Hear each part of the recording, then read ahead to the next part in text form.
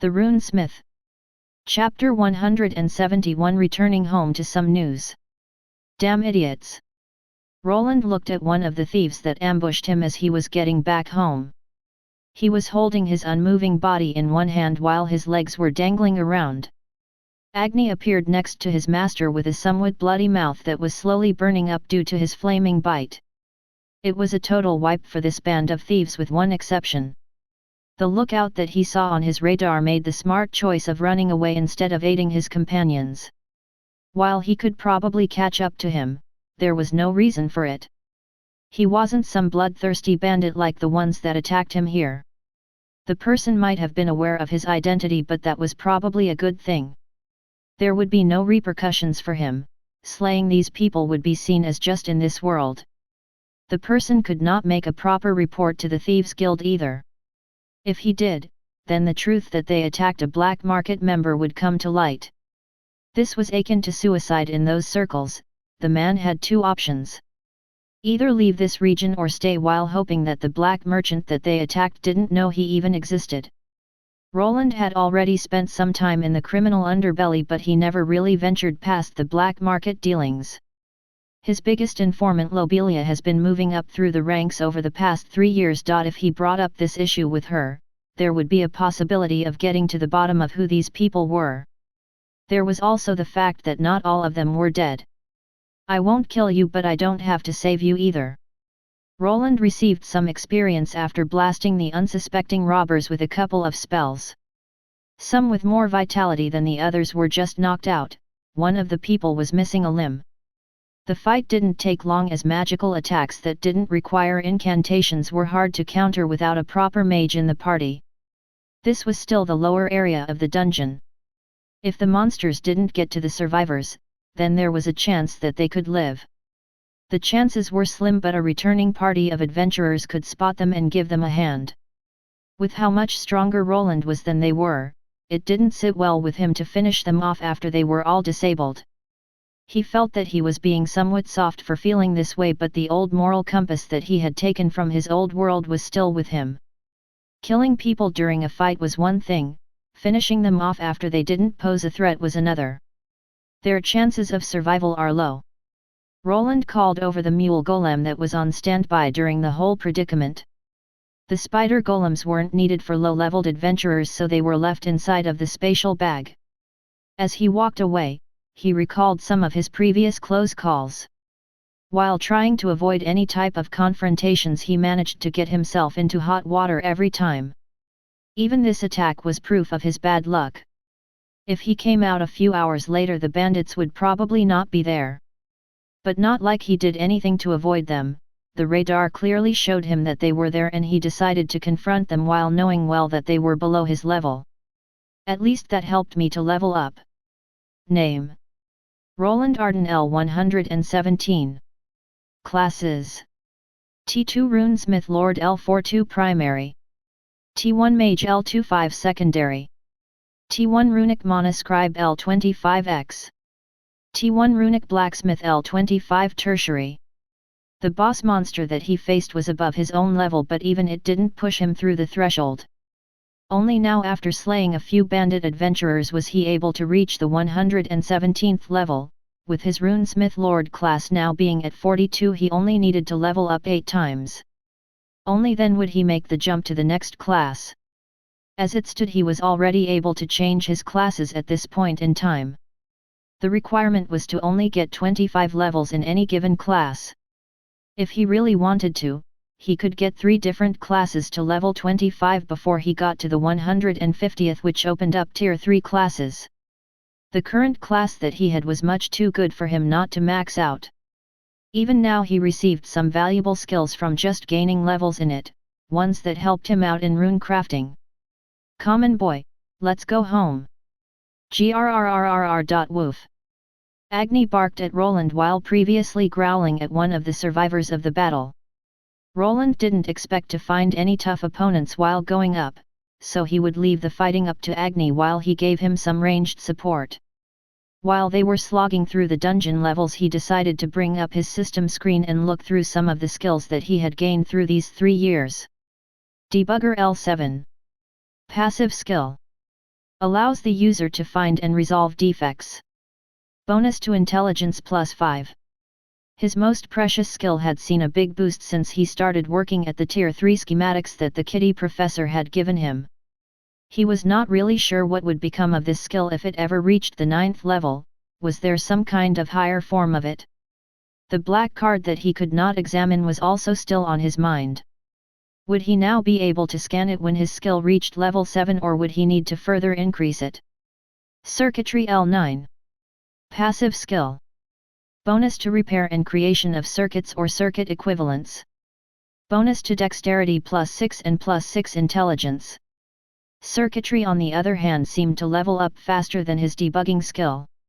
It clearly was profiting from all the runes that he created through the years, but seemed to be stuck on the 9th level for half a year now. Maybe I need to be tier 3 for it to turn to the higher tier skill. Roland could only base this theory on the basic skills that he was stuck on when he was just a tier 1 class holder. There was also a possibility of him needing some kind of special class to further his skills, one related to actual circuits. It could very well forever be stuck at this level without ever turning into a higher tier skill. Expert Tinkerer L3. Passive skill. Increased proficiency in the creation and repair of various components. Bonus to dexterity 10. High Analyze L6. Passive skill. Used for identifying and analyzing the world. His Tinkerer skill that he brought over from his previous world on the other hand managed to go past the threshold. It became an expert skill that increased his dexterity bonus by 10 instead of 5. High Analyze was the improved version of the Analyze skill that was normally the limit for Tier 2 classes. But thanks to Roland's various scholastic titles and his high intelligence stat, he was able to learn a better form of this skill. Thanks to it, he was now able to tell levels of every creature that was at Tier 2, this also included seeing the classes of people. This skill was quite useful, but it was not without drawbacks. There were various ways of fooling this skill to give the user false information. Just as he was wearing the trinket that he received from his old gnome boss, so could other people. Basic rune mending, basic rune overload, runic cleansing, the skills that he got at the beginning of his tier 2 journey were all at level 8. With each subsequent level, they became better, and he was sure that he would be able to max them all out before reaching level 50 in his Runesmith Lord class. Then there were some new skills that he had learned along the way. Some came via experimentation while others were given to him by just leveling up. Lesser Rune Duplication L6. Skill. This skill allows the runesmith to copy lesser runes that he had previously created onto a given item. The rune copy's rank depends on the skill level as well as on the runesmith's abilities. This was one of the skills that he received through leveling up. It was quite a useful skill as it allowed him to instantly create a copy of a rune that he had previously created. He was now able to charge up his smithing hammer with mana. When the skill activated, the hammer would infuse the piece of metal with the rune that he wished to copy. It was a peculiar sight to see as the runic traces slowly pushed themselves onto the item even after he was done with the implementation of this skill. This skill only allowed him to produce lesser runes, but this was a big time saver already. The mana usage was about the same as when he did the rune crafting manually, but the speed was far above it. The grade of the rune was always somewhat worse than what he could do by himself. But the more he leveled up his skill, the better it became. When it maxed out at 9, he would probably be able to copy any lesser rune and make it a highest rated one. The time saved on lower level gear that this gave him was immense. Upgrade Rune L4. Skill. When this skill is used on any rune, there is a possibility of the rune gaining a higher rank. Too much use of this skill will degrade the rune. It seemed like he was gaining a lot of time-saving skills. This one gave the possibility of gaining a better version of a rune. It was a gamble which could also result in the rune degrading or even the item breaking. The chance of it working was heightened depending if he was able to personally make a higher version of the rune already. Due to his debugging skill, it made upgrading runes a lot less consistent. The only real reason to use it would be to save some time or in tandem with some other skills. One of those skills was rune overload and rune mending. It was possible to overload a runic component to make it produce a heightened spell effect. Then when it broke down, he could mend it back together and quickly use the upgrading skill to get it back to its original state. All this during the heat of battle was possible, but at a large cost to his own mana. If he ever found a use for this combination was debatable, but it was still there on the table. Basic Empower Rune L4. Skill. The runesmith can attempt to empower a previously created rune to push it over its limits. The possibility of the rune breaking is high. This was one of the more troublesome skills that he received. While it might have sounded similar to the upgrading skill or even the overload skill, it was different. If it was successful, it would add a whole empowered prefix to any fully created runic item. It would boost the rune's capabilities even over what the highest rank gave it. After going through a few tests, he discovered that the boost was about 5% when he started out. With each level he gained in this skill, the percentage would go up. Probably at the end, it would be something between 15%–20% of what the original rune would be capable of. The effect also was lessened on common grade runes when he compared it to the lesser variants. Besides these new crafting related skills, he also managed to level up his past skills like Rune Mastery and Rune Craft to level 7, and his mana regulation related skills were also gaining traction slowly. His progress had slowed down quite a bit, as even when he was close to maxing out his Runesmith Lord class level. The classes were clearly made with the intention of the person having enough time to level up the skills before they reached the 50th level in their given class. He still trailed a bit behind in skills, as he had used the tier 3 schematics to level up quicker than he was intended to. His Runesmith Lord's eyes were also coming along nicely. Now, what interested him the most was what kind of skill he would get when he achieved his 50th level. A rare ability was almost always assured when one maxed out a tier 2 class, which made most people stick to 2 classes at this level. We are almost there. Roland looked at this mapping device while looking at a certain hidden door. He was now at one of his shortcuts that had not yet been discovered by anyone else but him. Only when he saw that there were no people walking around did he decide to walk out. His week-long expedition into the mines was now over as he walked through the corridors on the 3rd level of the dungeon. Some new adventurers quickly moved to the side when they saw him strutting through with the large golem behind him. Though most of them were just frightened by the large mystical ruby wolf in the front, a monster that they would not be able to handle. Agni, when seeing this, just snorted while holding his head up high. "You're really enjoying yourself, aren't you?" Agni just replied with an energetic howl which caused the nearby adventurers to flee. He wasn't sure if they were scared of the wolf or the large shiny runic knight that was walking behind it, but they really knew how to bold it. After more time passed, Roland was finally walking towards his own house. The path taking him there was somewhat more spacious, as he together with Bernier had cleared some trees. Now with a store there, he needed there to be enough space for a carriage to get through. There were some big spenders that came around to see some of the magical wares, so it was something that had to be done with profits in mind. The fight with the bandits had been late in the night, but as he just continued walking, he ended up back home somewhere in the morning. It was just in time to see his girlfriend sweeping outside along with a board guard that was not of the green skin variety. "Woof! Agni!" Elydia called out the moment she heard a certain wolf howling towards her. The moment she did, a red blur appeared out of nowhere. She never stood a chance. "Hey G, get off me, stop licking my face." She started squirming on the ground while being totally overpowered by the large ruby wolf. Roland just smiled while taking off his helmet as he approached the scene.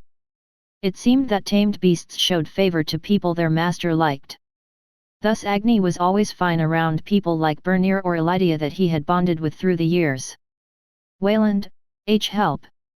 After giving Agni some time to slobber Elydia's face, he finally decided to grab him by the collar and yank him back.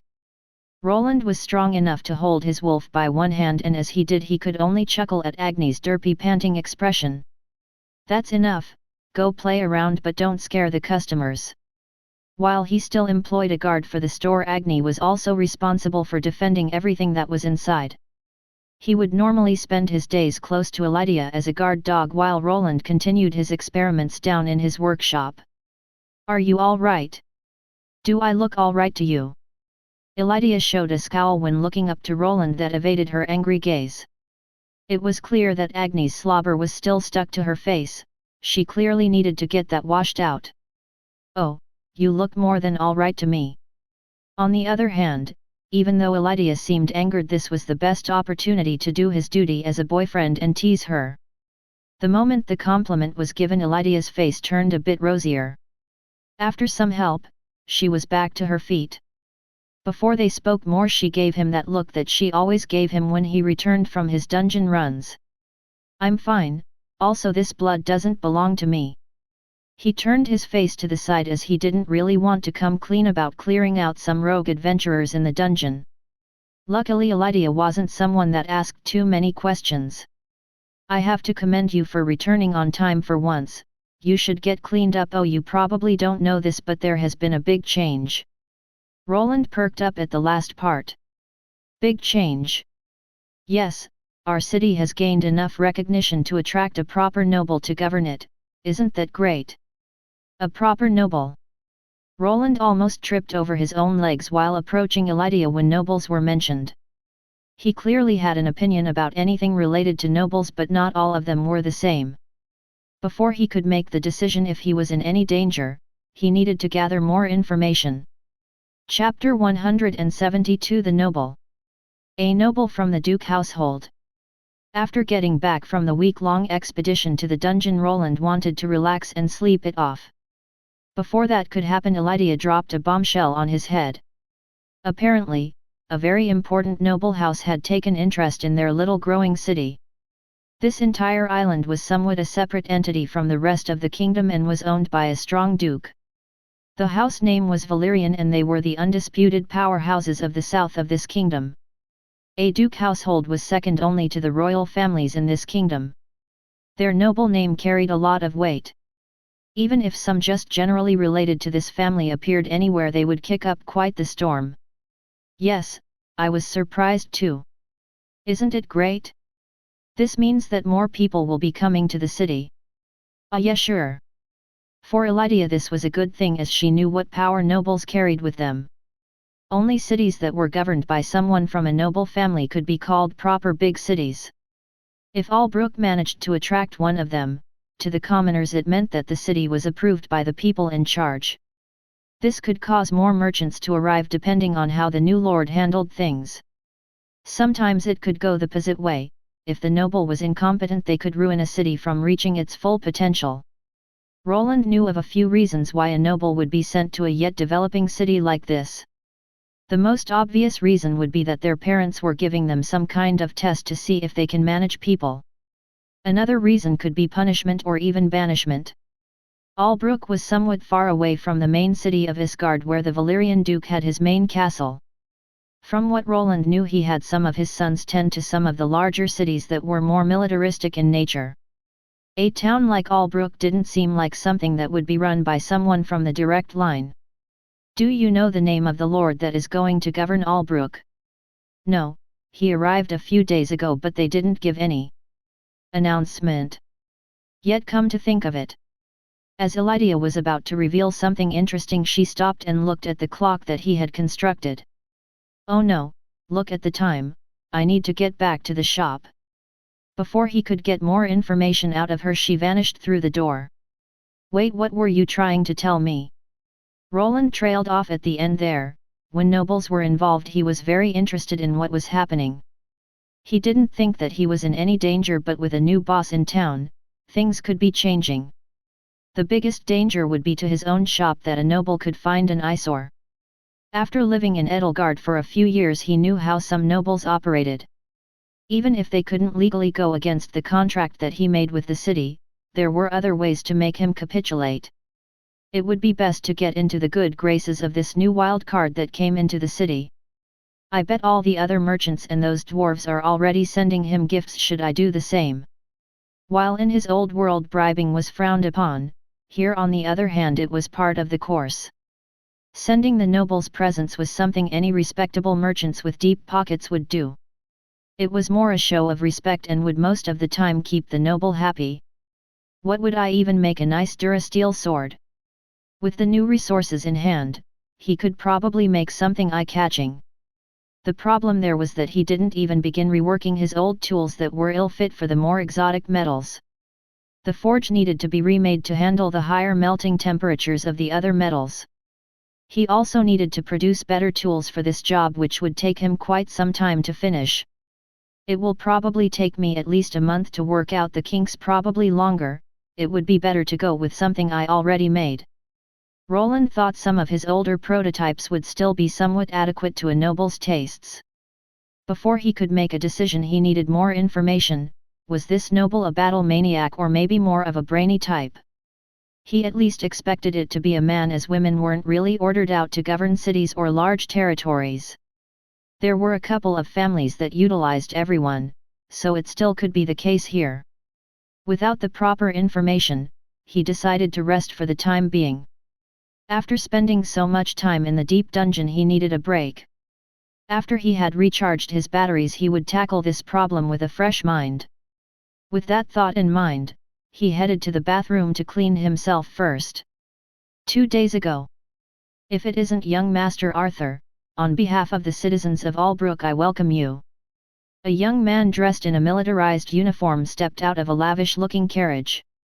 His hair was pure white and it contrasted well with his deep green eyes. His height was slightly above average, just like his frame. Ah yes, you were the old attendant. Your name is? It's Ferdinand, my liege. An old man was bowing towards this youth that didn't look past 20. Roland would recognize his face, as this was the city mayor. To him, this young man was someone that he needed to show his respect, even though on the inside he was feeling a bit adamant about it. You can raise your head. Yes, my lord, let me show you to your quarters. I'll have someone carry your luggage inside. We have also prepared lodgings for the Valyrian knights that have accompanied you, but I'm not sure if we have enough space for all of them in the mansion. As the mayor that was relegated to butler duties tried to have some of the servants carry the new lord's belongings. He had arrived in a lush-looking carriage and was well protected. To this old man, it seemed that his life could be at stake if he was foolish enough to anger this young lad. Luggage? There won't be much of it, and the knights, they won't be staying. My lord. Ferdinand was confused at what the new lord had said, but soon he would realize the truth. The man in charge of the knights, who was an older-looking fellow with a grand stature and a big gash on his forehead, approached with heavy steps. Young lord, we have fulfilled our duties of bringing you here. As the Duke ordered, we will now depart. Is that so, Captain? I guess if it was a direct order from Father, you should move along. Arthur Valyrian smirked a bit as the knight captain did the kingdom salute and departed. The large force that consisted of 50 heavy armored knights on horseback slowly removed itself from the inside of this compound. What was left was the young lord, his personal maid, and 2 young-looking knights. This is. As you can see, Ferdinand, you don't need to worry about me too much now. Be so kind as to show me around the mansion. The old man was perplexed as he saw the large man in the shiny armor take his leave. It was kind of strange at the beginning, as no one dismounted their horses beside the captain. Now it was clear that they intended to leave the moment they got here. Ferdinand, who had spent a part of his life working as a butler for the Valyrian estate, quickly realized what this was about. The young lad that he was interacting with was clearly not someone favorably looked at by the Duke. At least that would be the most obvious reason for such a predicament. It could also have been some strange test that the young lord was meant to pass, one without the help of any retainers lent from the main house. He was left with 2 bodyguards and 1 maid, not really much considering he was the son of one of the most powerful men in the kingdom. The old man wanted to ask for the reason, but he knew that he could not. For the time being, he decided to wait while getting in contact with some people from the main house. Yes, my lord, please walk this way. Soon the small group of people walked into the large mansion that was previously occupied by the city mayor. Since someone from the main house was now here, it would belong to him. Ferdinand, the old mayor, would be relegated into a smaller room in the same house, as he was still the head butler. As the main butler of this Albrook estate, he still had many duties that he had to adhere to. Normally he would be responsible for the estate expenses and for disputes between the citizens. Now, with the lord being here, it would be up to him, but if he was somewhat lazy he could delegate everything to the current servants. This was a rather common occurrence as many nobles saw it beneath them to tend to commoner problems. If the young lord turned out to be on the lazier side he might very well abandon all his duties and just relax. The city was already operating by itself and the people living there were not ones that liked changes. The power struggles had all been finished, which made this young lord's appearance an eyesore to the winners. "These are your bed chambers, my lord." Ferdinand gave a quick tour to the duke's son. This house might have looked big from a commoner's standpoint, but it was a rather low budget compared to some of the more lavish-looking abodes. The duke, for instance, lived in a grand castle with thousands of soldiers defending it. In comparison, this looked like a mansion used for vocational purposes. It still had all the facilities that were needed to govern the land here. A large dining area, a kitchen with several servants and chefs that possessed expert culinary skills. There was a training area for the knights and soldiers in the back and also a proper library to keep all the notes. There was enough space for a large family and servants to live here, but this was still considered minuscule for a duke's son. "You may leave." "As you wish, my lord." Ferdinand finally left and Arthur was left in this new room with his maid. "Young master, is everything all right?" "I would be lying if I said it was. Did you see the look on their faces when the knights left? I bet the rumors of the incompetent young lord will soon spread through the city." The maid lowered her head a bit along with her ears. At first glance, she seemed to be a normal human maid, but after a second look, her cat ears could be spotted. "It's fine, Mary, I'm used to it, not like I intend this to be the end, no, this is only going to be the beginning. You should go visit the other maids, we'll be spending some time here." The cat maid nodded weakly at what her lord said and promptly removed herself from the room. She needed to prepare the young lord's wardrobe for the next day while making sure that the other servants didn't mess something up. As she left, the young man that went by Arthur was left alone in the large room. "This is it, hey?" He moved towards one of the windows that gave him a good look at the city landscape. There he saw smoking chimneys that indicated people working and going on with their lives. Arthur gave out a sigh before sitting down on a somewhat uncomfortable chair. This would be the place that he either rose up to the challenge or was left forgotten. While sitting there, many thoughts went through his head, but soon he just gave up as the stress of the long journey was getting to him. "I could never get used to sleeping in that carriage." His eyes were red from staying up most of the night during the bumpy ride. The journey here was long as they constantly stopped at other cities to stay for the night. Now he would need to get used to another new bed that he might throw out later. "They don't expect me to do much here, it would be best if I just stayed here forever." The locket that he had previously looked at was open again. Inside of it he could see a small picture of a beautiful woman with long silver hair. Her ears were a bit longer than what a human's should be. Next to her was a child of about the age of 5 with the same hair color, just with a different set of eyes that were green instead of sky blue. Arthur moved his gaze towards a small mirror that was on the desk. There he moved his hair out of the way to look at his ears that were also slightly pointier than they should be. Due to his long flowy locks, they were hard to spot, but they would certainly be an eye raiser if they were seen by other people.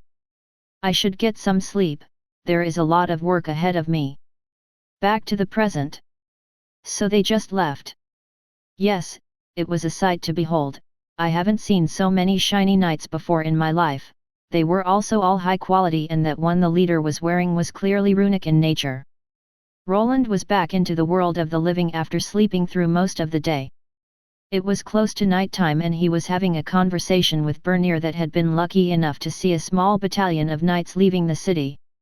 "So this Arthur Valerian, know anything about him?" I think he is the 6th, or maybe the 7th son." "What was that duke's name again?" "Right, Alexander Valerian. I heard a rumor about that guy.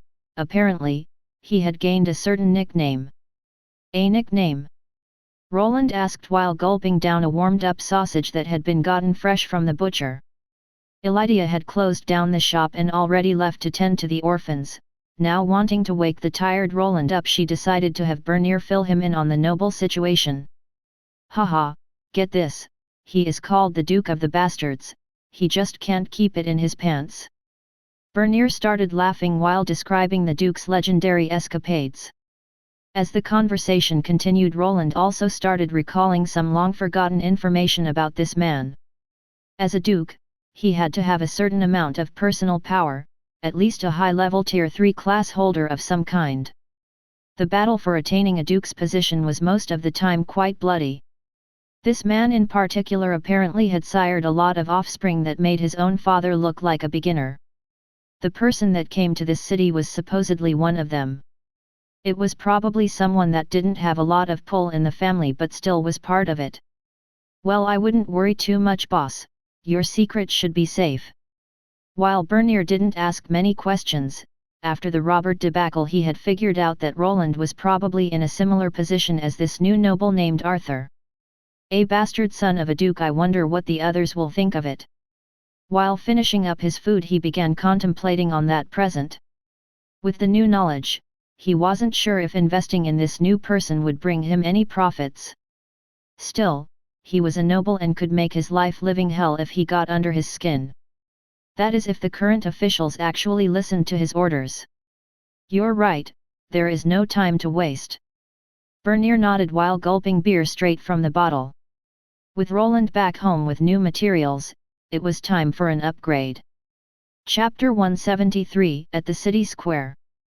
A lot of people are here. Roland was walking towards the town square. Even before reaching it he could see other people pouring in. A few days had passed since he returned from the dungeon where he had scored a lot of exotic resources. He and Bernier spent some time organizing everything and working on the ore. There were a lot of large chunks that consisted of volcanic rocks that needed to be chiseled down. If they just threw everything into the smelter, the product would probably be worse than everyday iron. Regretfully, the golems were not smart enough to automate this process. While Roland was able to modify the regular golem runic programming that they came with, he was not able to make that many drastic changes. To this day he mostly worked on a pre-made operating system that had been created by some other craftsman. The amount of runic programming that he had to go through was staggering. Just as with modern-day software, a small change in the code could bring forth disastrous outcomes. From time to time he found himself abandoning the altered runic code. It was easier to start from the beginning than to sweep through the code to find the correlating problem. Even with his debugging skill working on the code, it wasn't easy. It could recognize the problems, but it did not work like modern-day debugging solutions. It did not give him any tooltips on what he could change the runic code into. It only lit up the faulty part of the code, which could be quite long. Then even when the implementation of the code was correct, it didn't mean that the golem was working fine. It just followed the programming as it was made. What that runic programming did was up to the runesmith. He had to take everything into account. If he altered the golem design even by an inch, he would require to alter a couple of values in the code for it to function correctly. His biggest desire would be to create something that could calculate these values automatically. It was clear why other runesmiths didn't bother with golem customization. It was just too much of a bother when there were working models already in circulation. They would rather spend 5 years working as an intern to get their hands on golem schematics, instead of coming up with their own. Without the professor that he came to know through Lucille de Vere's help, he might still be stuck on a prototype spider droid. The ones he had made were just a modification to an existing model. Adding weapons like hooks, magical cannons was at least bearable as long as he kept the chassis as close to the original as he could. It was slowly becoming a problem even for him, but for now, he needed to concentrate on this strange new noble that arrived in his town. He required more information, so he decided to lean against the side and listen to some of the people whispering about. It's someone from the Valyrian household, but I never heard of anyone named Arthur from that house. That's right, it's probably another bastard that Lord Alexander had brought into the world. Don't be so loud, if the guards hear you they will lynch you. Ha, you think they care? He might be the lord, but he is the leader only by name. As the conversations continued, Roland got a somewhat good picture of the new lord that was about to appear and give an introductory speech to his people. It seemed that what he previously heard was the truth, most people never even heard about this noble's son in the first place. There could be a couple of reasons for something like this happening. One of them could be that he had only recently discovered this offspring and pushed him to the edges of this island. This would keep him away from the more important areas like Isgard and would show the other children that Arthur was not really competing for the Duke title. Roland knew well that the battles for inheriting the titles could get bloody. This was the title of the Duke, it was only second to the royal family titles. An Archduke title was something only a member of the royal line could achieve. This title was kind of special as it was given to one sibling of the current king. That is if there was a male sibling remaining after the war for the crown was over. Sometimes two princes would team up with the intent of getting one of them crowned and the second in command would be given this title. Even though the title was called Archduke, it didn't mean that this forever prince had more power than a noble duke. The dukes were already powerful individuals that were at similar footing as the king. What the Archduke received at the end also depended on the king, sometimes they ended up with less than a count. What do we even need a noble for? Albrook has been fine for years now, why do those blasted nobles only show up after all the hard work is finished? Damn bastards probably only want to tax us more, if that dungeon never appeared they would have let us starve. The various conversations continued as he noticed some older Albrook citizens that had gone through harsh times started talking. Roland heard some stories of the old town and how life was hard before the dungeon appeared. The old residents still carried some grudges from the past. Probably if they received some aid from the nobles they would not have to starve through some droughts. While volcanic soil was normally quite fertile, this didn't account for magic. With the close proximity to the dungeon, the soil could be altered in bizarre ways. Monstrous plants could start growing and crops could just die from oversaturation of the nutrients. It will probably take a while until these people warm up to the noble, that is if he doesn't turn out to be some kind of tyrant. What Roland feared was not the person called Arthur but the title that he was bringing with him. While he might have been some low-standing sixth son of a duke, he was still part of a prestigious family. If something happened to him, it would be surprising if the whole city didn't get blamed for it. In these troubling times, the nobles were still law. If they for any reason hurt someone from a duke's house there would be consequences, bloody ones. That is of course, only if the duke cared enough about this Arthur person.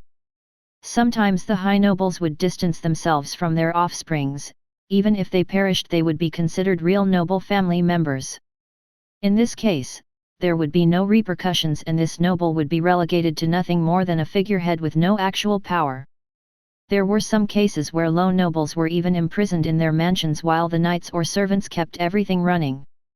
As long as the noble was alive everything was fine, their family members abandoned them and without their approval, they could not leave. This was something that Roland was afraid of as well. Now being a proper successful runesmith he somewhat feared getting hauled off to the old Arden estate. There he might be forced to work for the family like a mule without any say.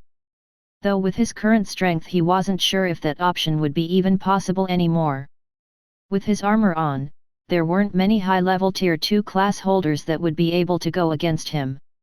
His father on the other hand was the biggest threat as Roland didn't think he was anywhere close to that battle maniac that spent most of his life out on the battlefield. Hey, be quiet, someone is coming. Finally, it looked like the time for the audience with the new lord of Albrook City. The city square had been created around an old well that existed here before the dungeon appeared. In its place a large fountain was placed, it looked like it was made from marble. It was of a woman with a large jug over her shoulder from which water streamed down. Then before this fountain, they had built up a stage. On it they would present new laws and various other presentations. From Roland's perspective, it was kind of a waste of space as they weren't forthcoming enough to host any celebrations on it. If he was part of the people that run the city he would have probably hired a band to perform on this large stage. They could probably make a lot of money from ticket sales while also boosting the city's fame. Things like open-air theaters and musicals existed in this world but they were meant for nobles. What the commoners got were bards at taverns or street performers. There wasn't much they could do for entertainment. The focus was clearly on the adventurers and the dungeons instead of the common folk. But with the city's growth, it would be a yet untapped market. Silence, you are in the presence of a noble.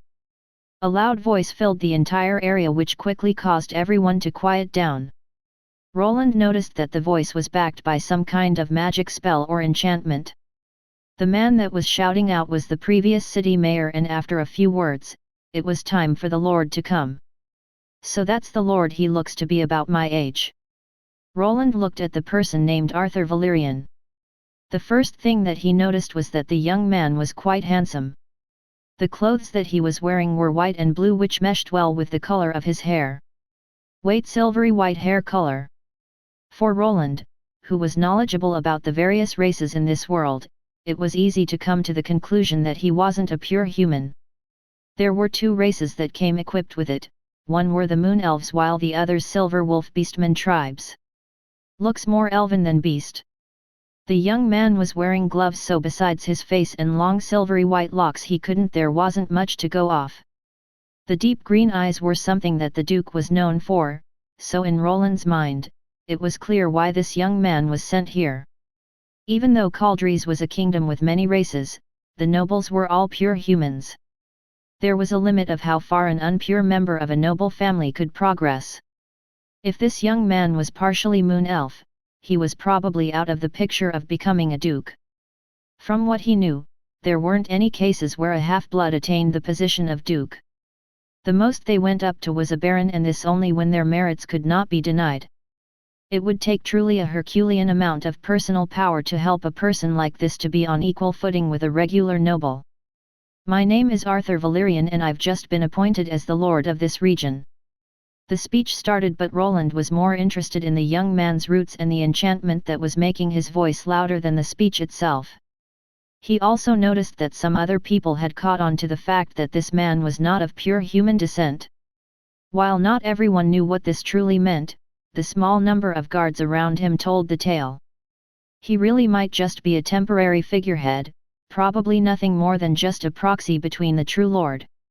While on paper Arthur Valerian had actual power to affect the course of this city, this might not be what his father wanted. It could have just been a place to keep this son of his, far away from the proper successor of the line. This meant that he would have to think about that present that he wanted to send. If this noble was nothing more than a figurehead with no footing, it would just be a waste of money. As your new lord, I will strive for Albrook's improvement, but this is not something that can be achieved alone. You all must fulfill your part in the coming years. The speech continued for a while as the young noble started prattling on. It seemed that he was somewhat genuine in his tone, and it felt that he was trying to work with the people here.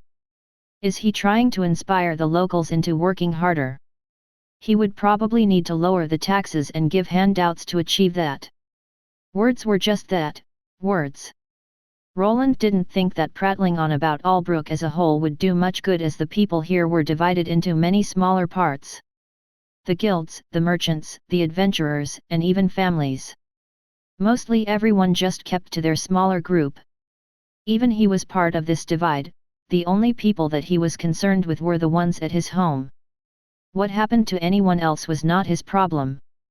This didn't mean that there was no way of moving the masses in his favor. If he somehow managed to lower the burden on them or help them earn more money, they would probably see Arthur as a good leader. The biggest problem with that would be the currently hidden masters of the city. Roland knew some of them. The Dwarven Union was a royal pain in the behind even to this day.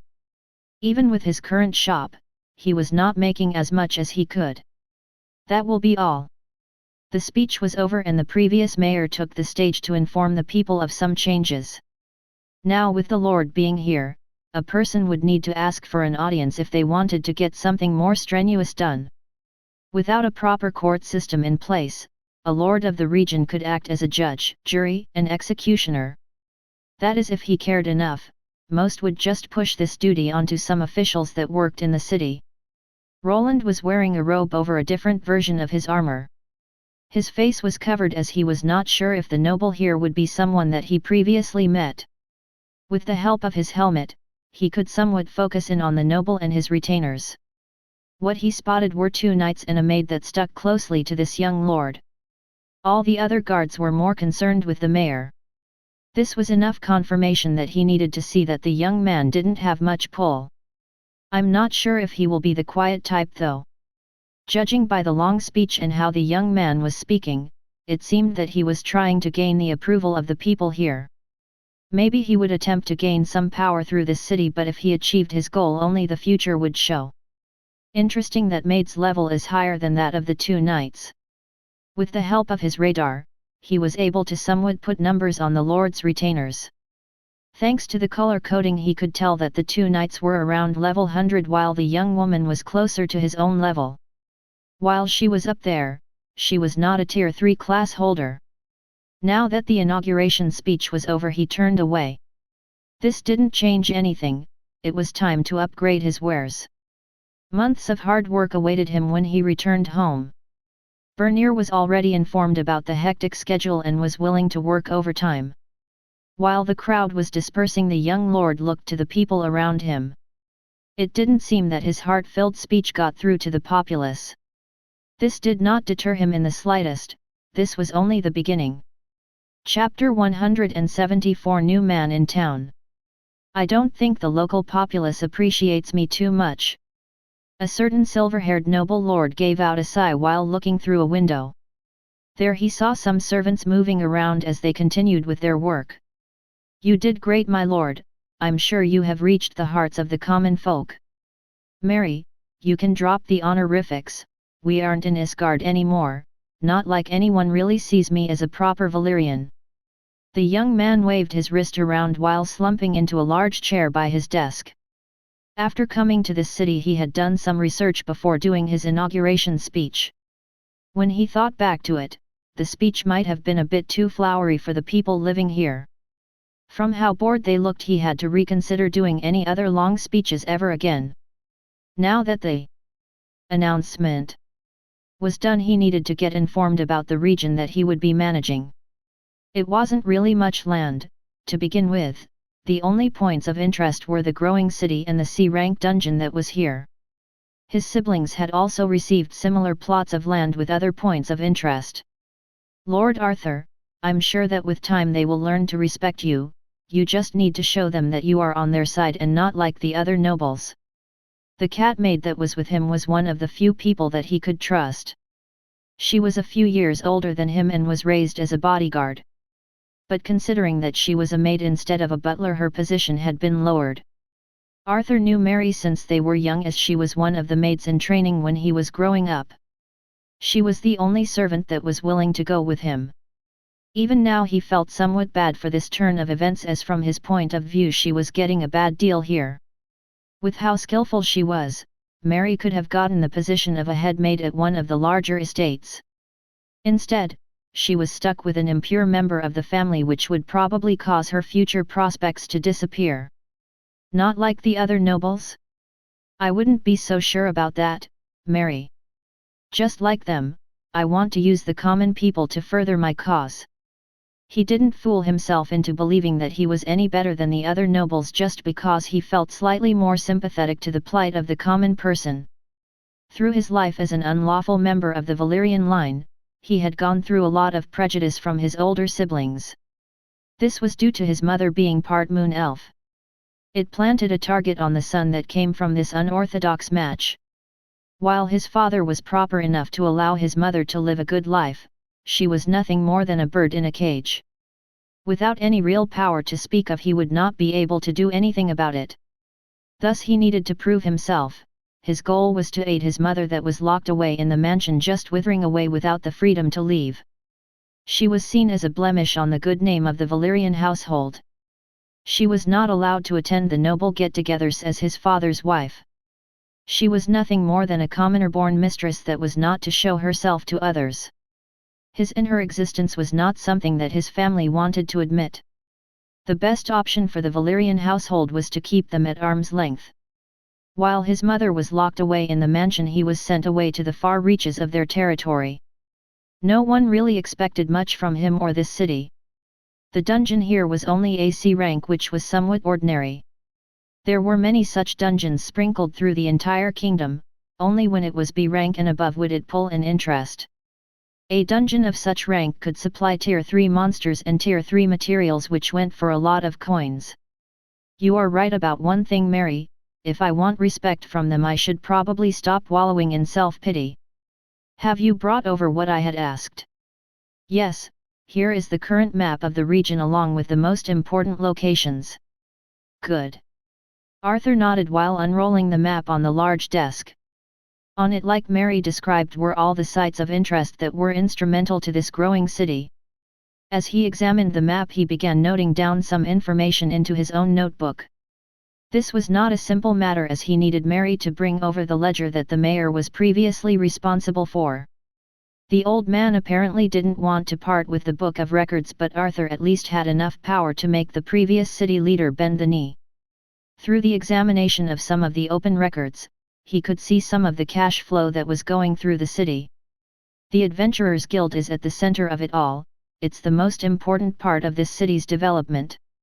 He realized fast that without the dungeon the city would probably go under quite fast. It didn't really have any export goods to make any money besides the monster parts that the adventurers were bringing in.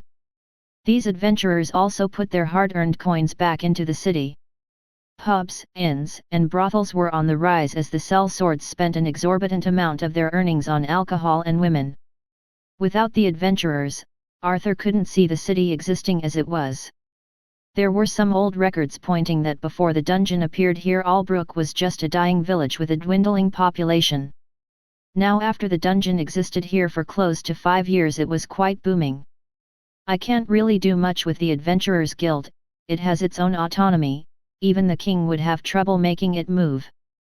While rubbing his chin he decided to put the Adventurer Guild to the back burner. There was not really much he could do for the guild at this point in time. He might have been the lord of the city but not like he could reduce their taxes. These were agreed upon by the duke as the lands belonged to him. Part of the money that was created in these lands would then be put to use for further development of the kingdom. Each noble needed to relegate resources to the country's war effort. This could be done in several ways, sending troops, sending food, or just plain money. Some of the nobles that lived in poor regions were forced to send their sons instead if they were not able to pay. Everyone needed to pitch in, if not they would be in danger of having their noble title revoked and their lands seized by higher-standing nobles. This was also a reason for marriage proposals always going to the nobles with rich lands. A tactical betrothal could save a dying noble house from certain doom. Arthur was quite a good-looking young man. He was also offered a choice of being married off to a daughter of a rich noble. For the time being, he was still confident in managing the issues by himself, but if all failed he might have to sell himself off to gain his mother's freedom. What if you offer them some land instead? I don't think there is any left for me to give. While he couldn't really affect the tax percentage as the lord of the lands, he could lend it out. In reality, people that bought houses and land in this kingdom didn't really own them fully. They were mostly paying a set sum for a timed deal. While normally even the common people would be able to pass over houses to their children or siblings, there were ways that the kingdom could take back the previously bought parcels. One of the reasons would be not paying taxes on time or committing some kind of crime. Arthur as the lord could dictate where specific partitions of the land could be sold to. In a developing city like this, the land would be auctioned off to the highest bidder. That is if the lord agreed to it. He could outright sell it to whoever he wanted to, thus some underhanded dealings could surface. It wasn't odd for rich merchants to line the pockets of nobles out to get their hands on the best spots for their shops. The money the nobles gained in such a way would not be taxed as they never showed up on the record. They could also do it in a less underhanded way by giving the nobles gifts of jewelry, various goods, or lowered prices to their wares. If we need money, why don't we just increase the taxes a bit? Mary asked while Arthur just shook his head. While increasing the taxes would let him take the surplus for himself, it would make the citizens angry. This was still a developing city that was attracting new people. If the taxes were too high, the new citizens would find it hard to sustain themselves in the new environment. When in such a situation, it was not rare for the common man to turn to the life of crime, which in the long run might cause them to lose more money. They would need to invest more into security and would also risk the ire of the merchants. If the city wasn't safe for the merchants, they would just pack up and leave.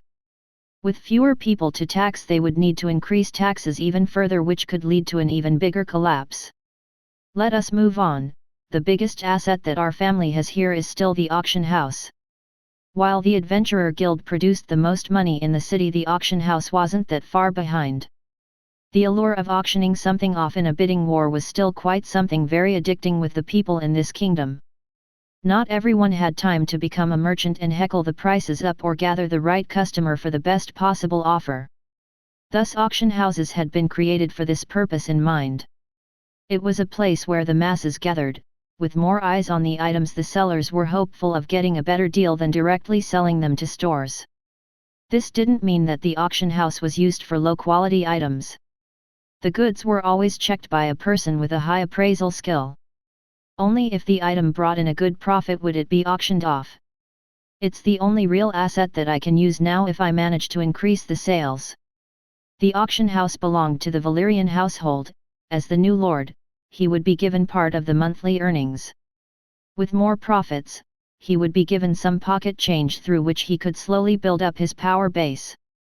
By showing that he was making good profits for the family, he would show his worth. We need to see this auction house. Schedule a meeting with whoever is running it, and I will pay them a visit personally. While normally the Lord would not have to do something like this by themselves, Arthur didn't trust the people in the city. They probably saw him as an eyesore that could alter the power balance. No, wait, let us not schedule a meeting. Oh? Want them not to be prepared for your visit? Yes, let us see how they really handle things here. Mary nodded while grinding, as she had an idea what her lord was thinking about. Should I do the usual? Yes, I'll be counting on you, but try not to cause any problems in the city, my reach is very limited. The maid chuckled while shrugging. Don't worry, Lord Arthur, I will be very discreet. Good, while you tend to the problem I'll have a look through all this paperwork. Arthur looked at the pile of record books that he had nabbed from the city hall. There was a lot of information about the dealings happening in the city and he wanted to look through them. He didn't expect to learn much through them, but he needed more information about the biggest factions in the city. The Adventurer Guild was something that he couldn't really touch, but the merchants were another thing. He could make life really easy for them or really difficult if he wanted. While the guild could not be replaced, the peddlers could. What he needed to see was who was in bed with whom. Going through the records would probably give him a clue, but he didn't expect everything to be in there. There were various ways of doing business without involving any written down proof. He didn't think that any of the merchants would attempt tax evasion, as the penalties for that were quite severe. If he actually managed to pin something like that on the rich business owners, it would make things a lot easier for him. This might take a while. Mary asked while moving towards the exit. I'll give you a week. Try finding some trustworthy allies if you can. You are a real slave worker, Lord Arthur, leaving everything up to a weak young maiden. Mary chuckled while opening the door. Behind it were the two soldiers that arrived with them. Sir Gareth, Sir Morian, I'll trust the young lord's safety to you, I'll send a replacement maid soon. The two armored men nodded with their heads as Mary clued them in. They knew that this was not just a simple maid. The way that she walked without making a sound was proof. As this was happening, Roland the city runesmith was looking through some personally drawn schematics.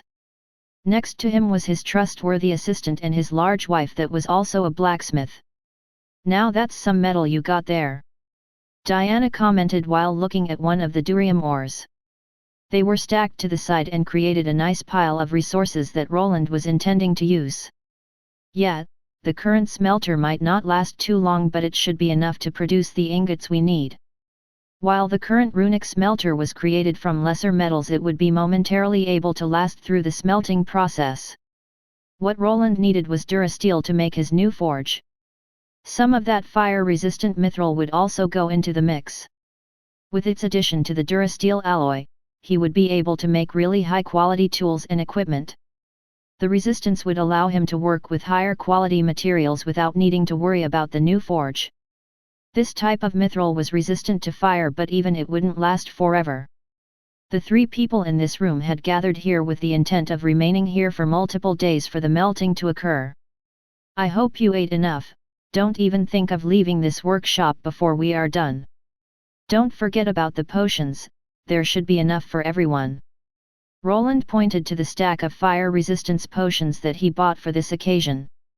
The workshop was decked out with runes to alleviate the problems, but it would get quite toasty in here. Everyone here was a high-level blacksmith with skills to alleviate heat in one way or another. Even with that accounted for, he wasn't sure if it would be enough to last through the scorching flames. Just fire it up, sugar, but don't forget that you'll let me use that fancy forge of yours from now on. Diana replied while grabbing one of the potions from the workbench. Next to her, Bernier just smiled while doing the same. Okay, let's go then. Chapter 175. Is it getting hot in here? Is he okay? Ha, this is embarrassing. I thought he would be able to last until the very end. It's understandable, his level is lower than our. Roland was looking at a passed-out Bernier that was getting his head rubbed by his large wife. During the upgrading of the forge and smelter, he had hanged in there. Both Roland and Diana's levels were over 100 while Bernier was trailing behind. Thus, after working for several days, he finally reached his limit. Don't worry, I'll take him home, he'll be ready by tomorrow. I'll be sure to drag his body back if he complains. You don't need to do that. I'm not in that much of a rush. If he feels under the weather, he can take a break. It's also the weekend, so it's fine. Diana stood up while grabbing her passed-out hubby and slinging him over her shoulder. To this day, Roland was surprised at the size difference between the two.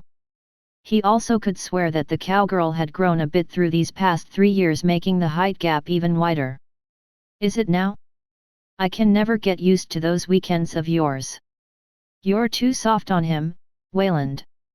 In times like this, you need to push them harder, otherwise he'll get used to your goodwill. The large woman took the lifeless body of her husband away while leaving Roland alone in the workshop. From his perspective, he was only trying to be a good boss. Working his employees could backfire in the long run, as he knew that burning out was a real issue. Back in his world, he had a little taste of it as he was forced to work long hours with meager pay. It was just enough to fuel his lifestyle that consisted of living in a small apartment and having just enough for food and his gaming addiction. In this world, it was normal for people to work the entire day and not even have any weekdays off. Most of the time the people just went to work, then drank themselves to sleep afterward. Knowing Bernier, he'll probably do that the moment he wakes up. While he worried slightly for his assistant, this was a somewhat different situation than his own world. Here there were skills that alleviate stress, sleep deprivation, and even fatigue. Bernier would probably be back to his old self after a good night's rest, if not there were various potions that would get him back to his feet. The forge is coming along nicely, but what should I do about that, noble? Roland gave out a sigh while looking at some of the parts that they had prepared for the new forge.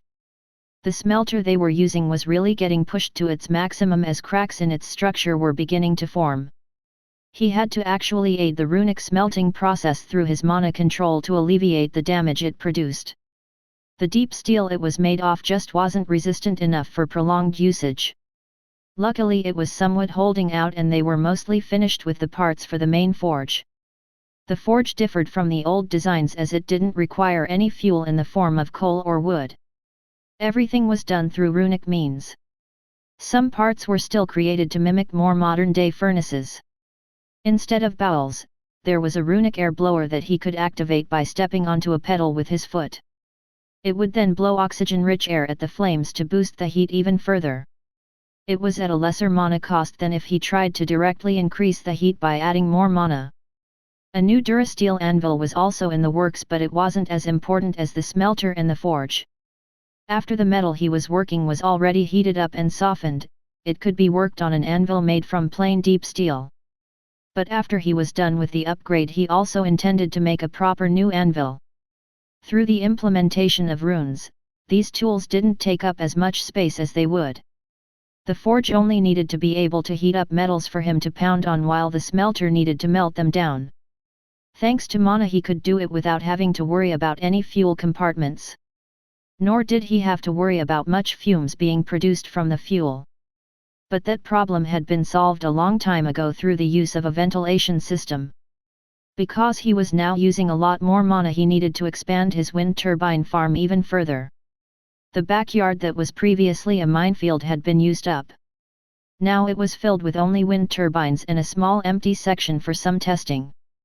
Luckily for Roland, with the help of earth magic, it wasn't that hard to build down into the sides of his land. A large testing area for the golems was built down below as he continued to drill into the earth below his house. By reinforcing everything with earth magic, there was no worry of it ever collapsing. The walls were quite thick and could even take the force of an explosive rune without cracking. There was also an unused plot of land that he had bought up near his house. Previously it was just barren farmland without any use, now it had untapped potential. He wasn't sure what to place there. There were enough wind turbines to power his whole workshop, so making another wind turbine farm there felt like a waste. At first he thought that maybe when he figured his golemic creations out further, he could make them produce items for him. Making a factory for some basics would be a good idea, as he didn't really want to spend time crafting basic weapons. Because of the prevalence of skills in a self-improvement mindset, the people in this world didn't think much of automation. Why would they leave the work up to a golem if they would gain experience and level up their skills while doing the same task? If the people on the top required more goods to be made, they just hired more craftsmen. With a long-lasting contract, they wouldn't lose much money, and the leveling system made these people work almost as fast as modern-day machines. On the other hand, Roland was kind of forced to go with the automation route. No one would really want to be hired by him when there were businesses run by the Dwarven Union there instead. Why would they trust the no-name runesmith with their monetary gains when there was a more trustworthy element there? His mind wavered towards his own workshop, but the noble named Arthur was on his mind as well. Ever since he appeared, nothing had really changed. Life went on as it did before, and from what he knew, the noble had remained in his mansion since the speech that he witnessed. Would a decorative blade be a good gift? Roland picked up an old dagger that he had once made. It was made with his older technique, which kept the mana stones on the outer structure of the blade. While it was somewhat inferior to the ether metals, it did look nicer. The mana stones would light up whenever they were used, which would serve it better as a decorative piece. Or should I try investing more into our little lordling? After looking at a couple of old weapons, he turned to one of the spider droids that he had made. It was one of the damaged units that he took back from his previous dungeon run. It wouldn't take that much time to repair, as he just needed to replace the legs and smooth a couple of things out. He could cover the scratches up with a new paint job quite well.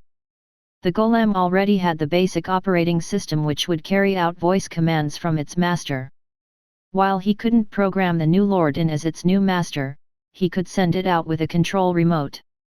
Most people called it a control rod in this world, but he had made it look more like a TV remote instead. He simplified the design by writing in some symbols as the modern-day counterparts. It would come with an explanation of a scroll so that anyone would be able to use it without any help from him. A golem or a regular runic weapon? He started looking between the two choices. With a heavy heart, he placed the golem down onto the workbench as it needed some more repairs. He realized that if he wanted to somehow stick out, the golem was the only choice. While it pained him to give something like this up for free, it was needed to keep him in the noble's good graces. He did not know if his token of goodwill would be appreciated, but if he didn't send anything over, he was worried that it would put him in a bad light. The Dwarven Union and the merchants probably already send in their gifts. If he didn't do the same, he would just make himself look like one of the less ambitious people with no money. Is this supposed to be something like networking? Feels more like an obvious bribe. Roland shook his head around while grabbing his tools. While the golem didn't require many repairs, it needed to be somewhat stripped down. Leaving the weapons in the golem would probably not be a good idea. He also needed to replace the battery that he used. For now, he would place a container for mana fluid into it instead. This was somehow a big problem for his future sales, the golem batteries that he was making. In a sense, this was something that he was probably only aware of. If he was in his old world, he would just patent the design and become instantly rich. Here on the other hand, there was nothing of the sort. It was a free-for-all and everyone could copy the designs if they were able to. The batteries were a somewhat renewable source of energy. There was a limit to how many times they could be recharged and they lost some of their charges with each refill. Even with that, they were a lot cheaper than using mana fluid. While he didn't think that many people would be able to copy his design, it was possible. The debugging skill that he was using wasn't the only skill in the world. There was a possibility that another runesmith could somehow figure out his manufacturing method. Thus he was holding off by flooding the market with his golem designs. While this was a big reason, it wasn't the main one, that was still his standing in the city. There was just no real place that he could market his golems to. A golem came with a big price as a default. The time he invested in making them was immense, so he would also not part with them for nothing in return. His store, on the other hand, was only visited by adventurers. These adventurers would not be able to afford something like a battle golem. The costs of maintaining something like it would make most people cringe. It was easier to buy a tamed beast and level it up instead. That's why golems like this mostly saw use in very costly establishments like the bank that he was before. Only rich merchants and nobles of status were able to afford them.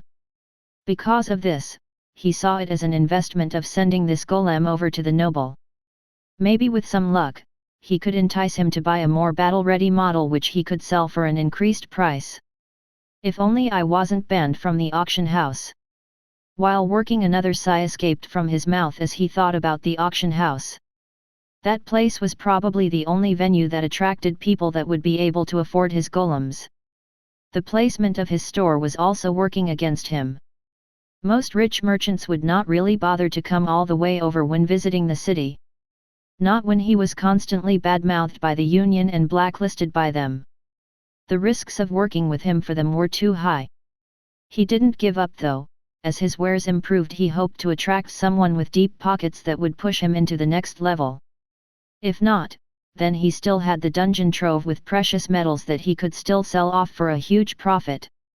Instead of a great runesmith, I'm becoming a great smuggler. A third sigh escaped from his mouth as he thought about the black market that he was stuck with. After the run-in with the bandits in the dungeon, it left a bad taste in his mouth. He could not trust those people. A lot of them didn't see the big picture as they just thought about fast income. Is everything all right? His mood didn't go unnoticed as a certain shop clerk walked over with a tray. On the tray, there were various sandwiches piled up that made Roland's mouth water. Oh, sorry, didn't hear you come in. Elydia just smiled while moving the tray with food right next to Roland's face. The moment he looked down on the rather filled-out sandwiches, he heard a rumble from his tummy. Diana and Bernier left 2 hours ago. You should take a break. We wouldn't want our big boss to break down from overworking, now would we? Elydia smiled while mocking the way Bernier called him all the time. While it might have been a small joke, she was right. If anything happened to Roland, their 3 people would be out of a job, with only Diana having her own little forge in the city to go back to. Fine, I'll take a break. Roland placed his hammer down next to the golem he was working on. Then he reached out for the tray with the good on, but instead of grasping a nice chicken sandwich, he grabbed nothing but air. Hey! He was puzzled by Elydia's action of pulling back the food from him that she previously shoved into his face. You want to eat with those dirty hands? Roland glanced at his hands that Elydia was also staring at. These hands did not belong to a small boy anymore, but to a man. They showed a history of hard work with the many calluses and thick skin that he had gained through constant work. Wait, you can't deny a man his sandwich after all of that. Roland tried going for the food again but was denied access yet again as Elydia took a step back. No, wash your hands first.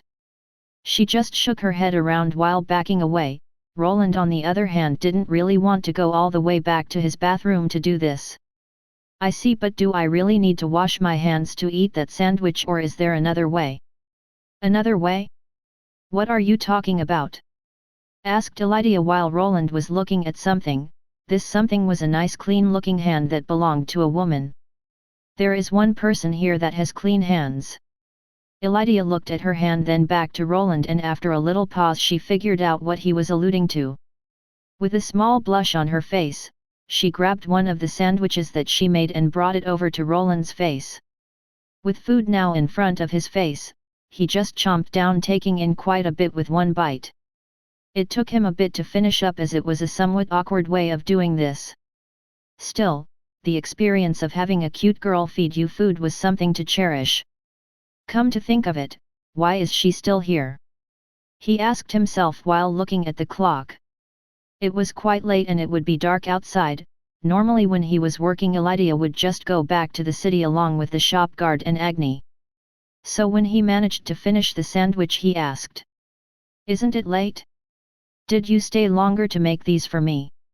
Elydia looked at the tray of food and then to the side. The previous faint blush that had been there became even more obvious. Without replying, she turned around while walking away. "Well, Lobelia and Armand said they would be staying over, so I thought we could." She started to trail off at the end with the sentence while slowly going towards the exit. Then as she vanished behind the door, Roland realized what those words really meant. Thus a small dent in the floor appeared as he bolted for the exit. "Agni, you'll have to sleep outside, I'm going to be a bit busy." "Awoo." Soon after, a confused Ruby Wolf was left outside of the house, from which he heard some rather peculiar sounds for the remainder of the night. Chapter 176 Happy Days. She looks somewhat at peace. Roland looked to his right side where he saw Elydia's head sticking out of the bed sheets. She had stayed over for the previous night, and as it was a weekend they didn't really need to get up early. The store closed at regular intervals after a short period of functioning, just as he had promised in the contracts he made with his employees. Now how do I do this? He stood before a difficult decision. How could he slip out of the dreaded spoon? Elydia's head was resting on his arm while her back was pressed into his chest. Due to his sleeping resistance skill, he always woke up a lot faster than his new girlfriend. Thus it left him in a bit of a pickle whenever they did this. Elydia might have looked small and weak compared to him, but it was quite hard to pry her away from his hand. Thus he needed to wiggle free bit by bit while using his dexterity to his advantage. After some practice, he had developed a technique in which he replaced his arm with a pillow. There we go. After the deed was done, he slowly slung himself out of the bed that had been replaced for a larger model the moment he got together with Elydia. Even now he wasn't sure how it happened that two awkward people like them got together, but it just seemed that they were somewhat attracted to their own work ethics. This of course wasn't the only thing that they were going for each other. There was an obvious physical attraction there. As he was trying to tiptoe away from his bedroom, it was brought to the forefront. "Where are you going? Is it morning already?" Elydia's somewhat sleepy voice made him stop and turn away. She slowly sat up on the bed while rubbing her eyes, but by doing this she made the bedsheet slip down. This revealed her upper body to him. His eyes were quick to pick up on the womanly parts.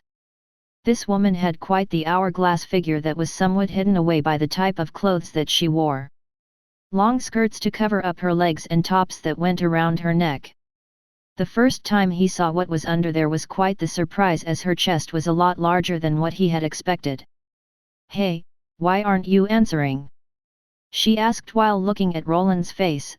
Soon she followed his gaze downward. "Oh, I was just admiring the view." He was quickly hit by a pillow to the face by the woman that he spent the time with. It was somewhat cute that she felt shame the day after the deed. It was clear that she was the type that preferred when the lights were turned off. "Your pillow throwing skill is improving," Roland commented while rubbing his nose that got directly hit. At this point, he knew that he should give her some space to get dressed, so he decided to leave his bedroom. But as he was about to close the door behind him, he heard a muffled voice call out to him. "I'll have breakfast ready in a bit, so don't go far." With a little nod, he closed the door behind him and moved towards the door to go outside. The moment he opened it up he got tackled by a certain mystical ruby wolf. This wasn't Roland's first rodeo though, he braced himself for the impact by lowering his center of gravity. "Stop it, Agni!" Though he managed to survive the initial tackle of love, he wasn't able to dodge the wolf tongue that assaulted his face. His last resort was to turtle up before his face got drenched in slobber. "Down boy, here!" To get out of this predicament he decided to use his secret weapon. Agni looked to the side as he noticed something that was held out to him. "You want this? Go get it." It was a rather thick-looking sausage, which Roland promptly threw to the side. It was the type that Agni liked the most, thus he instantly jumped off his master to get to the food. "Stop jumping on me, Agni, I might not be able to survive it after you evolve further." Roland wasn't sure to what Agni would evolve when he got to level 100. But it would probably be a larger wolf creature, maybe even one that was big as a horse. While he was able to take the tackles, for now, he feared that in time it could get dangerous for him or the people around him. If Agni decided to tackle Elydia one of these days, she could actually get hurt in the process. The weather is fine today. When he stepped outside he noticed the sun rising over the horizon and greeting him with a nice shade of red. If he was near a church there would be many believers praying and bowing. It was a nice little gesture that they greeted the new day with. Roland felt a bit odd, he had been able to reincarnate into this world but didn't feel like praying. Many times he asked himself, how was he able to come here? It defied all logic and pointed towards there being a higher power. Even with the evidence there, he didn't really feel like praying or worshipping deities. Everything seems in order. As it was his self-created weekend and the shop was closed he decided to just go around the compound that he had created. He arrived in this city about 4 years ago and went through some growing pains in the first year.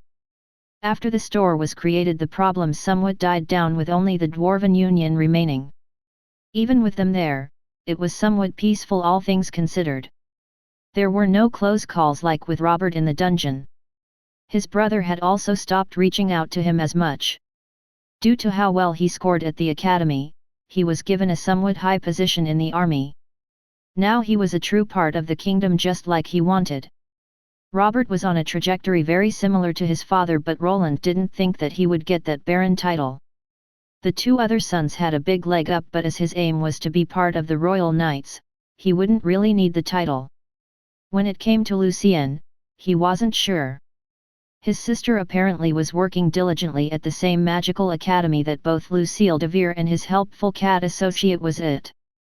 While in a sense this gave Roland a good idea of what she was doing, it was also somewhat dangerous. If she somehow ended up walking in on a conversation that he was having with Lucille or the professor he could have been discovered. From what he knew, his sister would probably rush right over here which could bring his father along as well. Then his whole cushy life as a craftsman could be at risk. Then there was still the issue with who wanted to get him killed and the cultist problem that he was trying to forget. All I can do is prepare for that time, the past has a way of catching up to you. Roland had already created a structure for himself in this city. He was dead set on living here, his strength was reaching a level at which he felt somewhat comfortable. The next step would be getting into Tier 3 and for this, he needed to dive back into the dungeon soon. Before he could do that, he needed to create a new set of magical tools to help him defeat what was behind that stone wall. The biggest problem with that was the lack of funds, the resources that he brought back would not last him forever and he still needed more products for his shop. Luckily had enough backlog to last him for now, unless something pushed him over the limit he probably wouldn't need to stress himself out over it too much. The checkup over his land continued as he started examining the detection devices that he had built. Magical turrets were placed everywhere and the previously wooden wall was now made from stone and steel. At night it would be charged with a voltage that had enough power to stun a person. Small acts of violence and attempted robberies did transpire from time to time. Even though he was paying the Thieves' Guild some of his gold to keep them out, thieves from outside the city sometimes came to cause some trouble. They lived their life on the edge as when discovered by the guild, their life would be forfeit after causing trouble. Breakfast is ready. I'll be right there. About the check to his defensive measures, he heard Elydia call out to him from afar. There was nothing better than enjoying a home-cooked meal by someone that actually knew how to cook. Thus he was quick to sprint back home. Even though it was just scrambled eggs with some meat, it tasted like a gourmet meal. How a skill could alter the taste so much was above him, but he could somewhat feel mana radiating from it, which probably added to the unique taste. Back at home, the two were now finishing up their food. The day had just started, and as Bernier was out of commission, Roland wasn't sure what to do today. But while looking at the person opposite him, he started thinking that taking a break from time to time wouldn't be such a bad idea. Are you finished? Ah, yes. He nodded while being lost in his thoughts. It was time to do the dishes, and then Elydia would probably need to go back into the orphanage. This was probably one of the biggest problems of this relationship, as both of them never really had any time to spend with each other. One day per week at most, as being stuck working long hours was normal. Oh right, I almost forgot. What is it? Elydia asked while cleaning up the table. Just wait a moment, I'll be right back. She was a bit surprised to see Roland rush off towards his workshop, but she didn't ask. The dishes needed to be done, and then it was time to go back to take care of the kids. While she enjoyed her stay here, the two troublemakers that were left to tend to the young ones were on her mind. After a minute or two, he was back with something sparkling in his hand. The moment Elydia saw it, her mouth opened wide. What is this? Oh, nothing, just a small gift, just give me your hand. He did ask for permission, but even when she protested, he didn't stop. Soon a nice expensive-looking bracelet adorned Elydia's wrist. At first glance it didn't really look expensive, it even looked to be made from regular silver. It wrapped around her wrist through a thick chain, and the interesting part depicted a wolf shape. The inside of this wolf was all red with some smaller sparkly stones around it. Put some mana into it, Roland said while Elydia nodded and followed the instruction. When she injected some of her mana, the red wolf gem started to glow brightly. Soon the glow started to change shape into something that looked like a picture. This is. Roland nodded, as what they were now looking at was something similar to a hologram. In the hologram, Elydia could see herself, Roland and Agni standing together.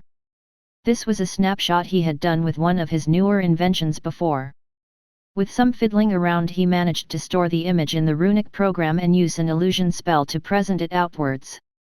This was not some new technique or anything, as he had taken the knowledge from one of his research books. For one reason or another, the other runesmiths didn't bother with it too much, but for him, it was a nice way to show his gratitude. Try not to use it too much, it will drain your mana fast and you might get a headache, he explained while pulling his hand away. The bracelet was made with some of the rare metals that he took from the dungeon. With this world being how it was, Roland still worried that if it looked too fancy that it would be a prime target for the thieves. You can also hide it under your sleeves. While trying to explain his worries, he noticed that Elydia was somewhat quiet. When he looked at her face, he noticed that her eyes were glued to the accessory that he made for her. It took a few moments for her to realize that she was injecting too much mana into the bracelet, which was obvious as she reached towards her forehead. That's why I told you not to use it too much. Roland placed his hand on Elydia's forehead. With the help of his mana regulation skills, he was now able to somewhat alleviate mana deprivation in other people. Normal people like Elydia without battle classes didn't have much mana and lacked any means of managing it. Probably holding the image for a minute would be the most she would be capable of. Maybe this wasn't such a good idea. How about I make one without that image? What? No. When he asked for a return on his gift, he was given a loud rejection. It was somewhat funny to see the mostly serious Elydia protect her wrist and move away from him. He just moved his hands up into the air and smiled. Fine, have it your way, just don't use it too much. For the following few minutes, he noticed that she was looking at the bracelet an awful lot. But the dishes needed to be washed, so it needed to be put to the side for the time being. Even then, her gaze was glued to it, which made Roland a bit stressed, as if she was overthinking the gesture. Soon they were finished and it was time to go back to the city. While normally Roland would leave the escorting duty to Agni, this time around he decided to do it himself. His house was now a small fortress with actual golems patrolling outside. Even when someone managed to break into the store or scaled the wall, they would be in for it. Elydia was back in her full get-up, which made her look like a Victorian maid. Her hair was tied in a ponytail and with her glasses on, she could pass for a head maid of a Duke household. The glasses gave her a very professional look, but they weren't really something that she needed. Only later did he find out that the glasses were just a magical item with the analyzing skill on them. Her eyesight was just fine, but she explained that she got used to wearing them for so long that now it felt strange to not have them on. It was kind of a refreshing experience after his somewhat hectic dungeon exploration. No sleep, paired with the constant stress of something appearing to kill him, was not something he wanted to face every day. With his advanced age, he started to learn to appreciate the little things, just as his slow walk towards the city with a woman hugging his arm. At this very moment, she was chuckling, as instead of his arm she was mostly gripping the cold gauntlets underneath it. "You really need to learn to leave the house without those. Better safe than sorry," he replied as they continued. While he had mellowed out after the years, just as Elydia didn't feel comfortable without her glasses, so did he without some of his armor. The gauntlets were something that he wasn't willing to part with, as slinging some quick spells could save his and Elydia's life. But their happy faces would soon change as they approached the orphanage. What seemed to be the start of a nice day quickly turned sour as Roland heard shouting. "Goddamn bastard!" Elydia and Roland stopped while looking at each other and quickly increased the pace. The voice that they heard clearly belonged to Armand, and as they arrived at the scene it was a mess. On the ground, they saw two men in leather armor. They were knocked out cold, but there were two more with raised weapons looking at Armand. Behind the two men was an older-looking gentleman. By his clothes he looked like some kind of rich merchant. Roland was quick to place himself in front of Elydia that was about to run towards her idiot brother. Luckily the men that Armand knocked out didn't seem to be proper city guards, but just some hired bodyguards instead. "What is this about?" The scene felt strange as the old man didn't seem perturbed by the fiasco. By the merchant's side, he also noticed some kind of parchment that was now on the ground that the man was looking at. Chapter 177 Eviction Notice. "What is that idiot doing this time?" Roland stood there not knowing what to do. Normally he would just wait until Armand and the person he was up against argued it out, not like it was any of his business, to begin with. The biggest problem here was his relation to Elydia. She was right next to him and he could see the concern in her eyes. In the 3 years that had passed, Armand didn't remain stagnant. He had actually improved significantly and became a proper gold rank adventurer. The only thing that he didn't like was the choice of class that Armand went with. Name: Armand L111. Classes: T2 Fist Berserker L11 Primary, T2 Pugilist L50 Secondary, T1 Warrior L25X, T1 Brawler L25X. Just like the name implied, the class caused some anger management issues. Armand was already prone to mood swings. This was apparent during the interactions he had with him 3 years ago. The only reason he took the class was probably due to how overpowered the Berserk skill actually was. While this skill had many faults, the boost it gave its users was truly immense. At higher levels, this skill could actually be offset by other ones and be controlled. It was not such a bad choice for a close-quarters fighter as long as the people from their party kept their distance. As the name implied, the skill user would go into a sort of berserked state. During this state, he or she would focus on the enemies before them. As long as the user focused their anger on a specific target before the skill activation, it would be pointed towards it. The biggest drawback was probably not that there was a possibility of attacking their allies, but the fact that they would abandon all defensive measures. The boost in stats would bloat up the muscles and turn the user's body into something close to steel. But even then, if the opponent's attacking power was high, they would just be rushing to their deaths. If Armand actually managed to master this skill and keep a somewhat clear head, he could easily go against other warrior types that were even 10 levels above his. Wait. But while he was trying to examine the situation, Elydia started moving forward. He had to place his hand in the way to make her stop. While his girlfriend normally managed to keep a cool head, it was only when it came to business-related situations. When it came to her loved ones and family, she didn't always think things through. I know, I'll step in if it gets out of hand, but if we do it now, we could escalate the situation. Roland feared that there could be more of those guards around.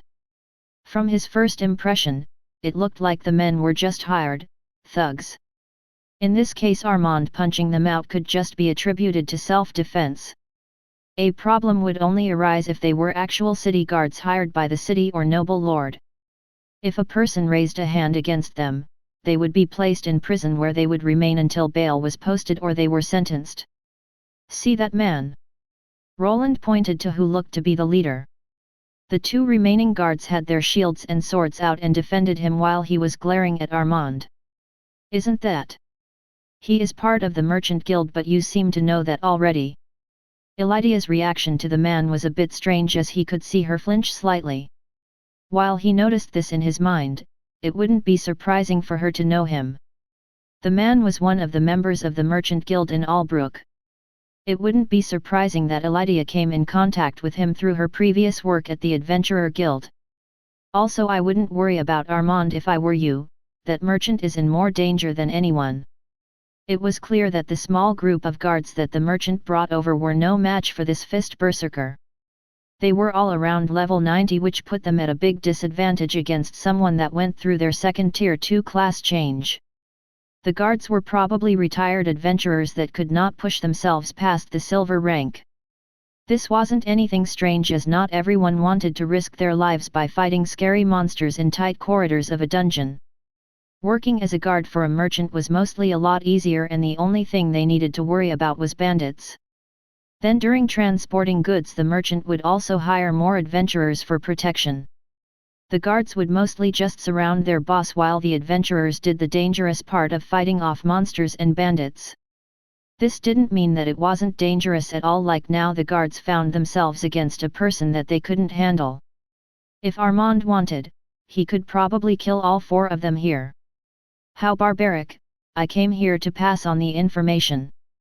If you want to blame someone, blame the person that signed that contract.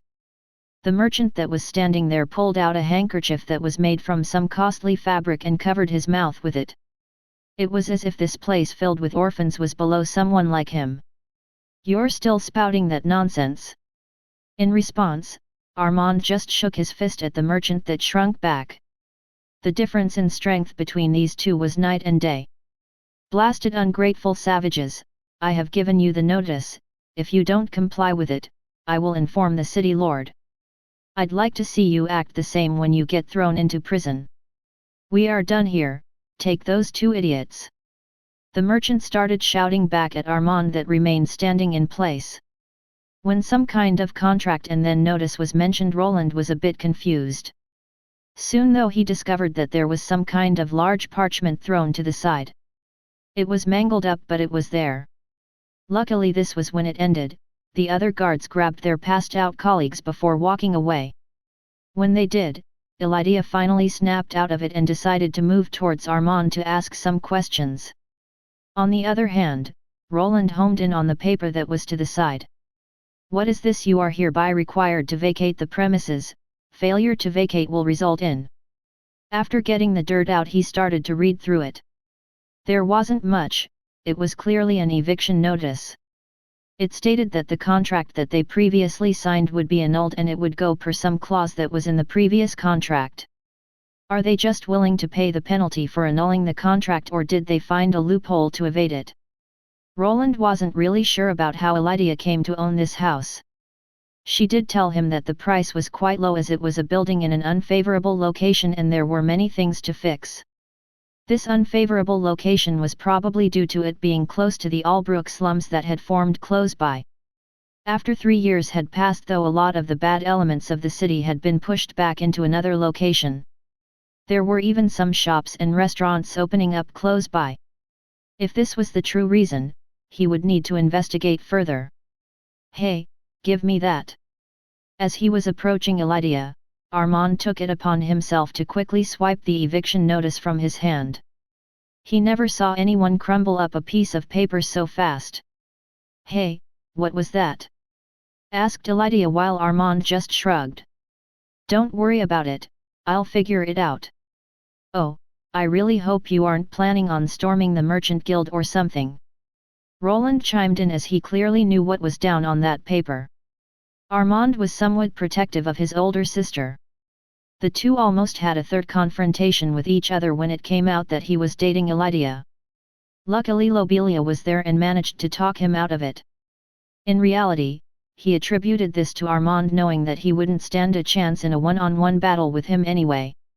Even now after 3 years, Roland had managed to overtake Armand in levels. Everything ended in a contest of strength, which was just a simple arm wrestling contest, which he won. Elydia, do you have a copy of your house's ownership contract? Of course I do, but why would you want to then that parchment? Yes, it was in. Before he could reply he could see Armand's hand move towards his face. His brother-in-law was clearly trying to cover his mouth before he babbled out the secret. Before Armand could silence him, Roland intercepted his wrist with his own hand. He had already proven that his raw stats were superior, so he didn't have much trouble in blocking this approach.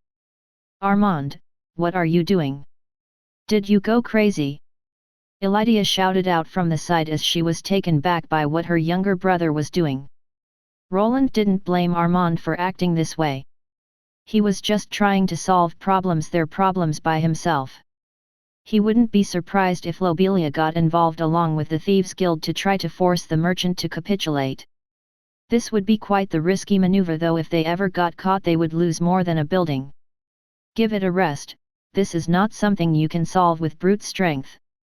Roland let go of Armand's wrist as the two started struggling with each other. While he was stronger than the muscle brain, there wasn't such a big gap between them. Let's go inside before everyone from Albrook finds out. He looked to the side, people started gathering as they clearly heard Armand shouting. If they continued to cause a scene, even guards could shop up. Elydia had somewhat figured out the meaning behind Roland's previous words. Thus she bolted into the orphanage to go to the safe where the contract was. Armand and Roland on the other hand just headed in slowly behind her. Could you stop glaring at me? Not like I had anything to do with that eviction notice. No, but if you kept quiet then Elydia would have gotten involved. Is there a problem if she gets involved? Roland replied quickly while Armand never let up with the glare. He understood the sentiment behind the white lie, but it was better to have someone that actually knew a thing or two about contracts help out. 3 years had passed and this place did start looking a bit better. Even though Armand had a falling out with the guild master, he was now a gold rank adventurer. So was Lobelia, who managed to get through the test a few months ago. With the rise in status came the rise in pay and they could finally start repairing. Elydia also had much more time to spend with the kids, so she made sure that the money was well spent. The number of orphans also didn't increase and a few of them were actually old enough to get their first classes and start working. It did seem like this place was on the rise, but apparently, the merchants didn't see it that way. It was still quite loud inside, but even the youngest child was past 5 and didn't need to be spoon-fed. Roland didn't really pry into Elydia's past too much, as it did seem that she was running away from something. Is this it? Yes, will you look through it? If you want. Both Roland and Elydia knew the pros and cons of contracts like this. While it might have been written down well, there were always certain ways to go around it. Roland started looking over the contract together with Elydia as they tried to figure out the reason for the eviction notice. Would have been easier if someone didn't throw away the eviction notice. Elydia grumbled while Armand removed himself from the room. Luckily Roland was fast enough to go through it. It said something about poor living conditions. I think they are trying to go with that angle to get back the house. There were certain laws in the city that were put on places like an orphanage. One of them was decent living conditions. It was a somewhat obscure law that no one really followed, though, as most people were already living in poor conditions. In this case, though, it could be a potential reason to break the contract. What we can do is go to the city hall and have someone inspect the orphanage, only then should the eviction notice go through, but it seems. Did they already sign off on it? Roland nodded at Elydia's question, as the inspector should have been sent to the house prior to the eviction notice. But the merchants had deep pockets and they could potentially bribe such an official to quickly sign off on it. I knew those bast. You be quiet, don't you even think about doing anything stupid.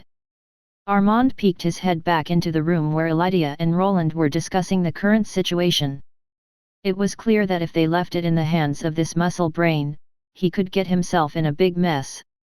Now that there was no guild master backing him, it could go south quite fast. Elydia is right, if you touch a proper city official you might actually become a wanted man, but if you want to start a new career as a bandit, then go ahead. Roland shrugged while getting glared down by the large man. Then what are we supposed to do? Just pack our bags and leave. I didn't say that we must first see who this inspector is that signed off on that fake inspection.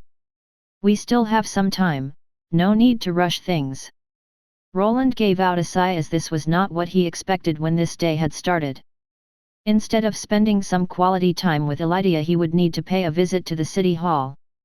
Even worse, if all things failed, the new noble lord might have to get involved, as he might be the only person that wasn't on the merchant guild's payroll. Where did it go? Oh, there it is, that man sure can throw them. A certain cloaked figure looked down at a rolled up ball of paper. The person was of average build and height, but after closer inspection, there was something off with the hood. There were 2 lumps protruding from the hood, making it seem that there was something pointy there. A few moments ago the person witnessed quite the spectacle. 2 armored guards went flying before their eyes. It was quite magnificent to watch. It only took 1 punch and 1 kick from the person named Armand to quickly disarm the 2 opponents. Regretfully, that was when the battle ended. The 2 parties just continued to shout at each other before the merchant and his guards left. This left this hooded person in a state of disappointment, as they wanted to see if the brawler was someone that they could hire. But as they continued to watch, there was more to it. Another interesting person showed up next to a woman wearing glasses. The person was quite big and radiated something to what this hooded person was well attuned to. It told them that it would be wise to not get involved with that person. This got them interested. Who was he? And why was he involved with the man that easily dispatched the guards? Were they just a strong party of adventurers, or was there more to it? Hope this answers some questions. An eviction notice. It became apparent that the people there were being evicted for one reason or another. This is getting more interesting, but could this really aid my lord? The hooded person decided to take the eviction notice, as there was more information about the involved party there. If this was something that they could use later was up to debate, but that man was somewhat intriguing. His class was special, but he is hiding behind some tricks. I need to gather more information. The person laughed to themselves before sinking back into the crowded street. Chapter 178, More Problems. Hey, what's all the commotion about? Even some of the kids are crying. Can't you do anything by yourself, Armand? Did you make little Alfie cry again? A concerned Lobelia burst in through the door of the main room of the orphanage. There she saw a silent Armand just sitting there while Roland and Elydia were going through some documents. Good you are here, Lobelia. Could you stay and watch over the kids? I need to take care of some things at the city hall. Big sis? Sure, I can do that, but is something wrong? The half-elf girl was a bit confused about the situation. When she arrived, the door to the room was being crowded by half the kids that lived there. It seemed that they were trying to listen in on what was happening inside.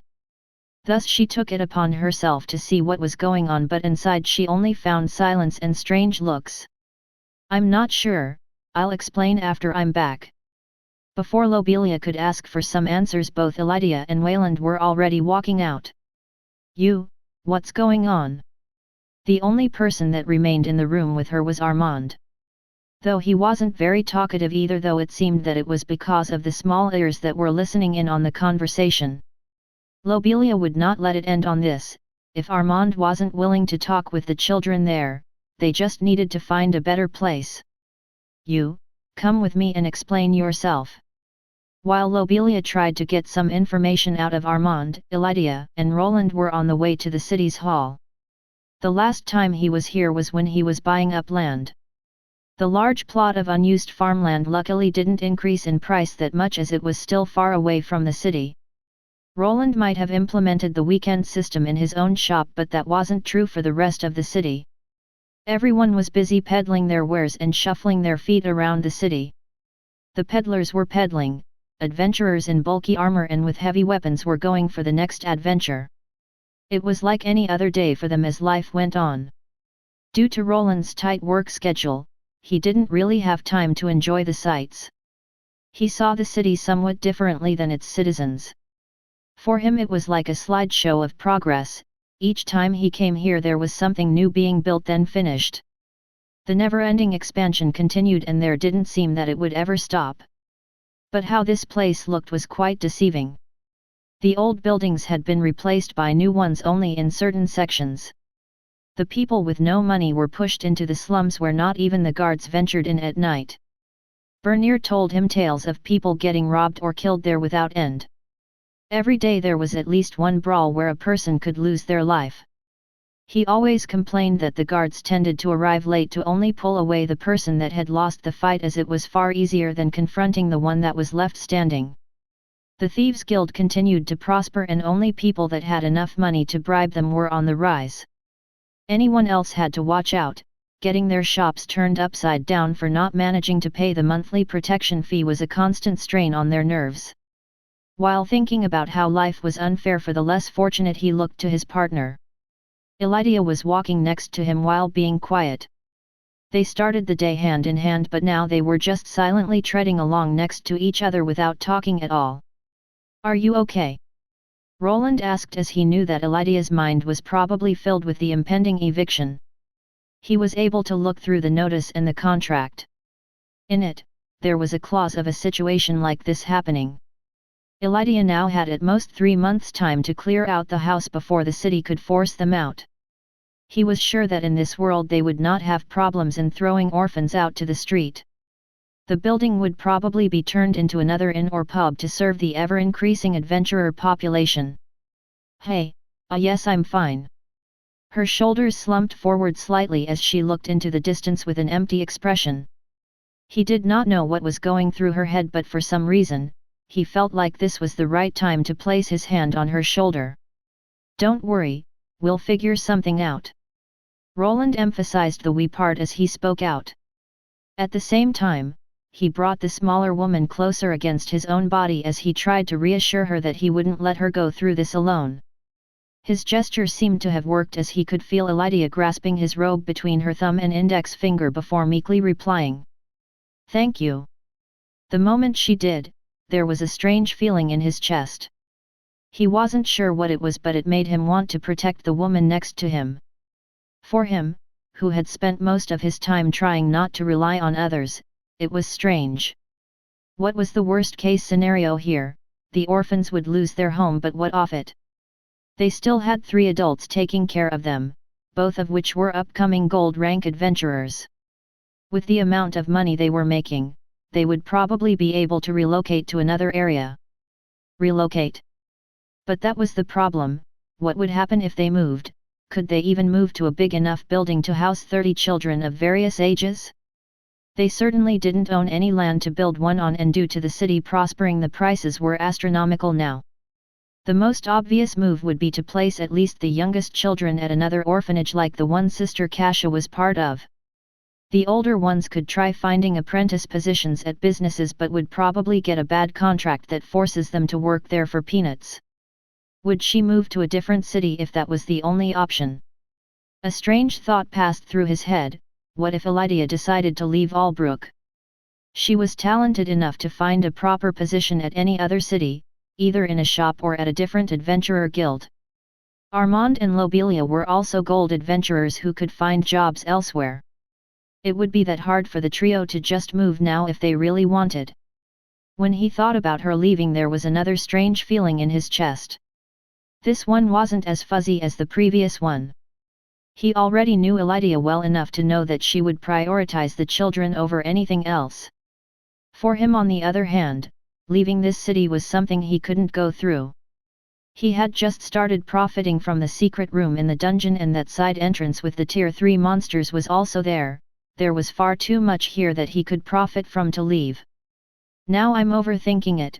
First, let's see if I can find that person that signed off on that eviction notice. After some more walking, they finally arrived at the city hall. This building had grown in size as the city expanded.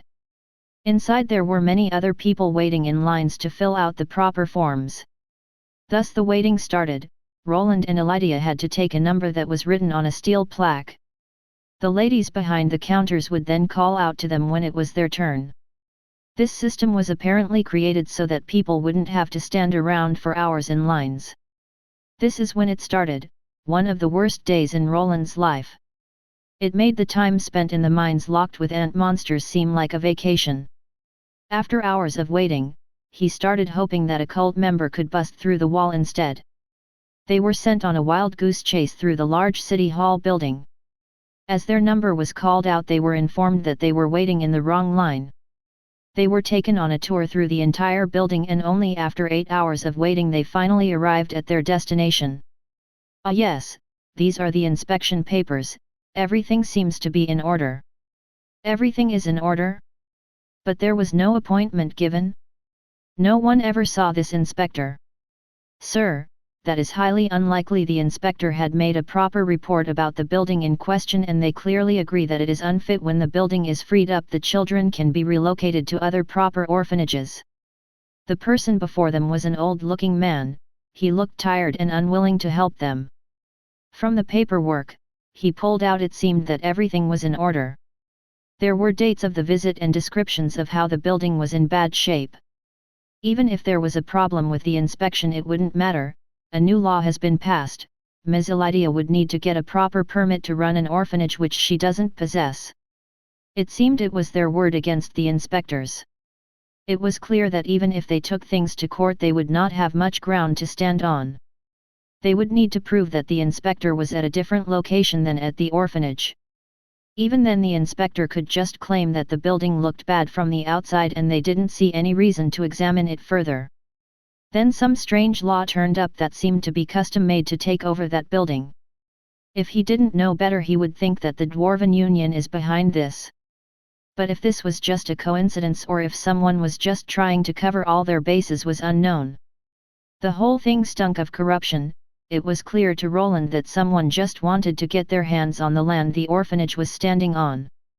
The biggest problem here was that it wasn't a proper orphanage like the Sun one ran by the Sun Church. This was also one of the points that the inspector went into in this document. Roland wasn't really that informed about the laws concerning that. By what the person explained, it was a bit out of the ordinary to have a privately run orphanage. Normally, to create one, a person had to go through the city or the church, otherwise, it wasn't really accepted as one. Normally no one would really care about those laws. If someone was willing to house unfortunate children, then it was fine. If there was no incentive to get the land, the city officials would probably just be happy that the urchins were kept off the street. Now on the other hand, they were given a pamphlet of the proper orphanage run by the church.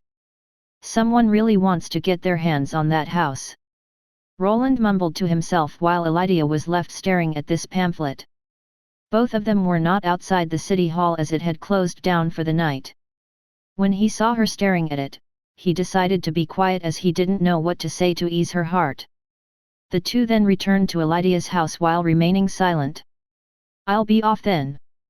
"Ah sure, I'll see you at the shop then." He wanted to give her some hope for the future, but it seemed that the city hall officials would do nothing to help them. Roland's standing in the city was also abysmal due to the Dwarven Union having it out for him.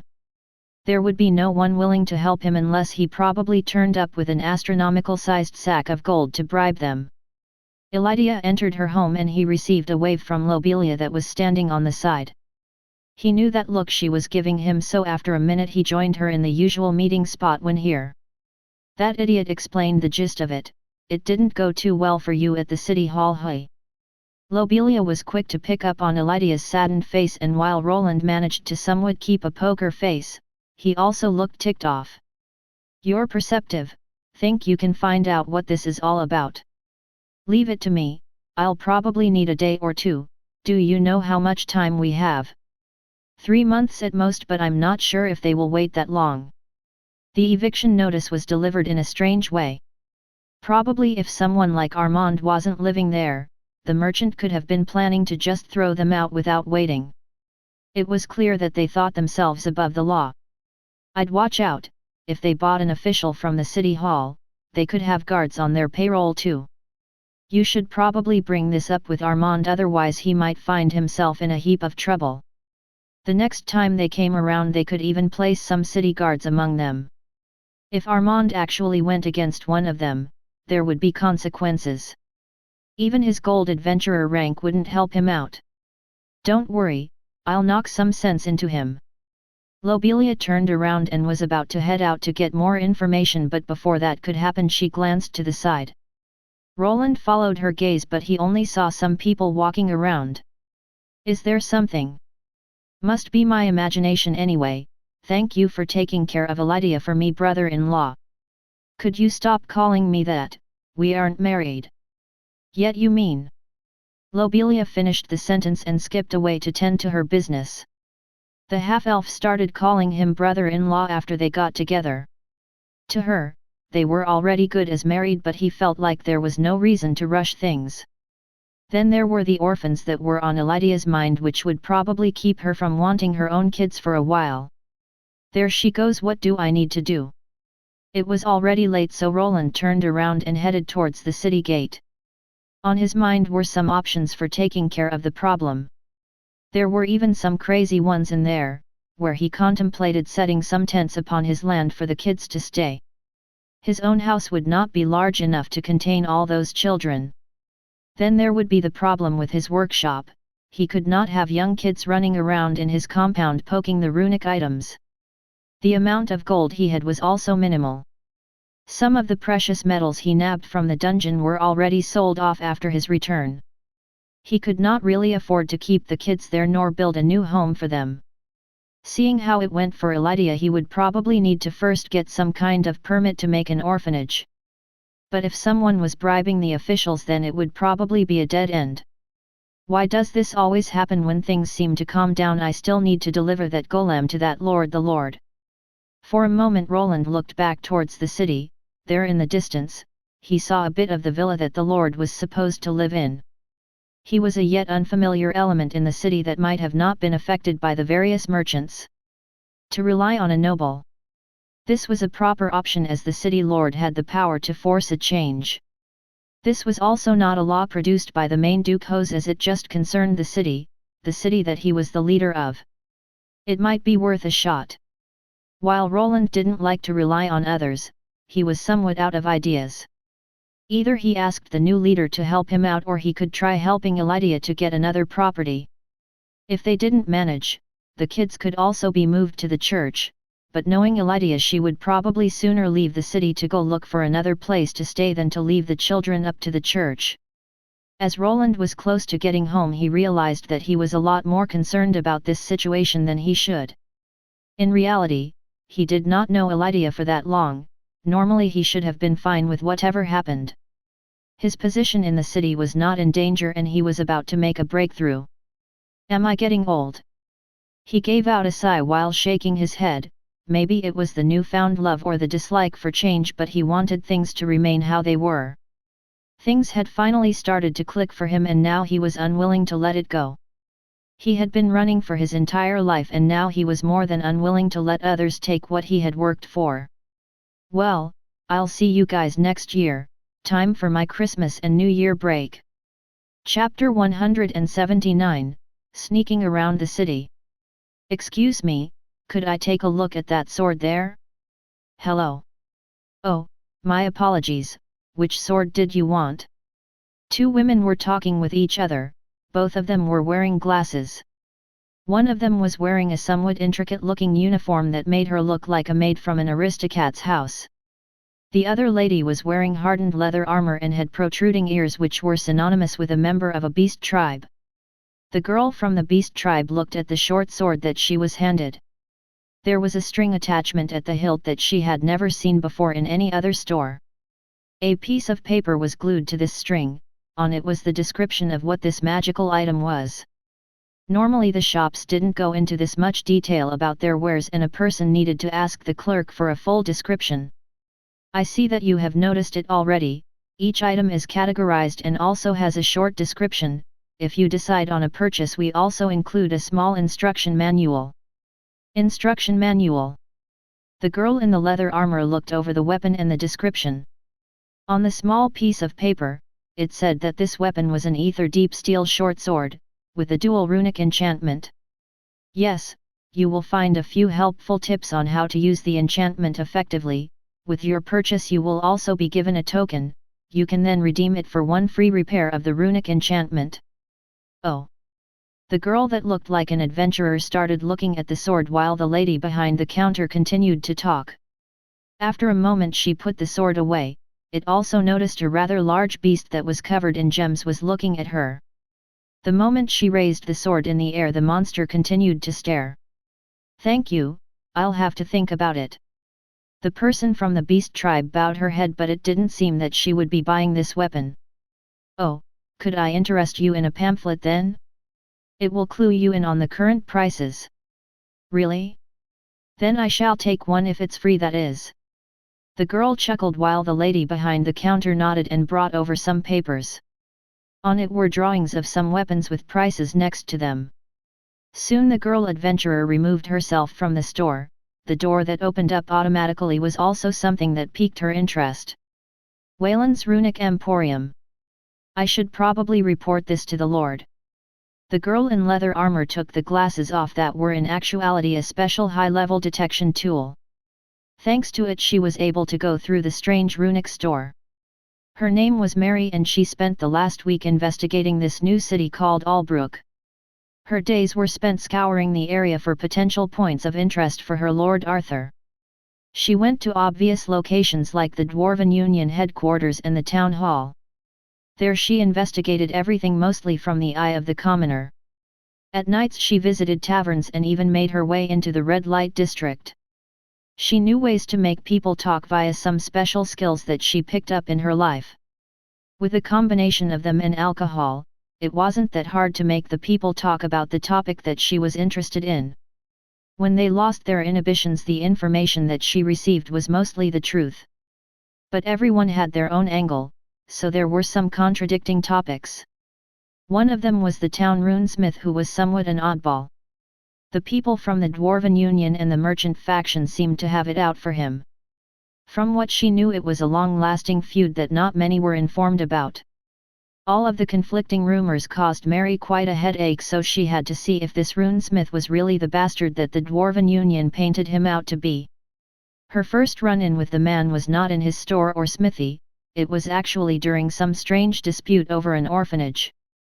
The glasses that she was wearing were some high-quality goods, but even with them, his status page was some kind of jumbled-up mess. Besides his level that was close to 120, she couldn't really pick up anything substantial. The problem there was that it went against one of her strength measuring skills. It told her that the man was not that simple and he should be far over that level, not quite tier 3 but somewhat above what she would expect from a tier 2 runesmith. She could only speculate on the cause, but for now, she decided to go back to the Lord's estate. The time was up and she needed to make a report to her master. As she went back, the busy city became apparent to her. While it looked fine on the outside, after spending a week in disguise she could see the looming shadow over it. The report would not be a good one, as the city was already being ravaged by a couple of powerful organizations from within. From her perspective, there were a couple of options that her lord could go with. One would be to remain passive and just accept the current power structure. His position would probably be secured and the powers within wouldn't see him as much of a problem. This was the safest route from which he could probably expect some good hush money. With time this could develop further, but he wouldn't really gain much true power from this approach, besides lining his pockets with money which he could somewhat use to gain some power. But power gained only through money was quite shallow in her opinion. All the current rich merchants would still be the ones in charge while he just received bribes to make it easier for them. This would also force him to be lenient with those greedy lot, covering for their misgivings if they ever got caught, which could lower his standing in the eyes of the commoners. The other option would be the more combative one, where he took a more just approach.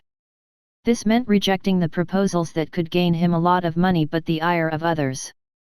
In favor of furthering the trust with the people, he might have to get on the bad side of the current overlords of the city. But Mary didn't really care either way. If her master decided to take the easy route, it was fine. With enough money, he might even be able to bribe enough people to set his mother free from her prison. Then all of them could just leisurely spend their lives here. Thus she returned to the Lord's mansion. Before she could enter through there appeared a bit of a problem. Halt! Mary was still a new face around here, and she made a quick getaway the moment they arrived.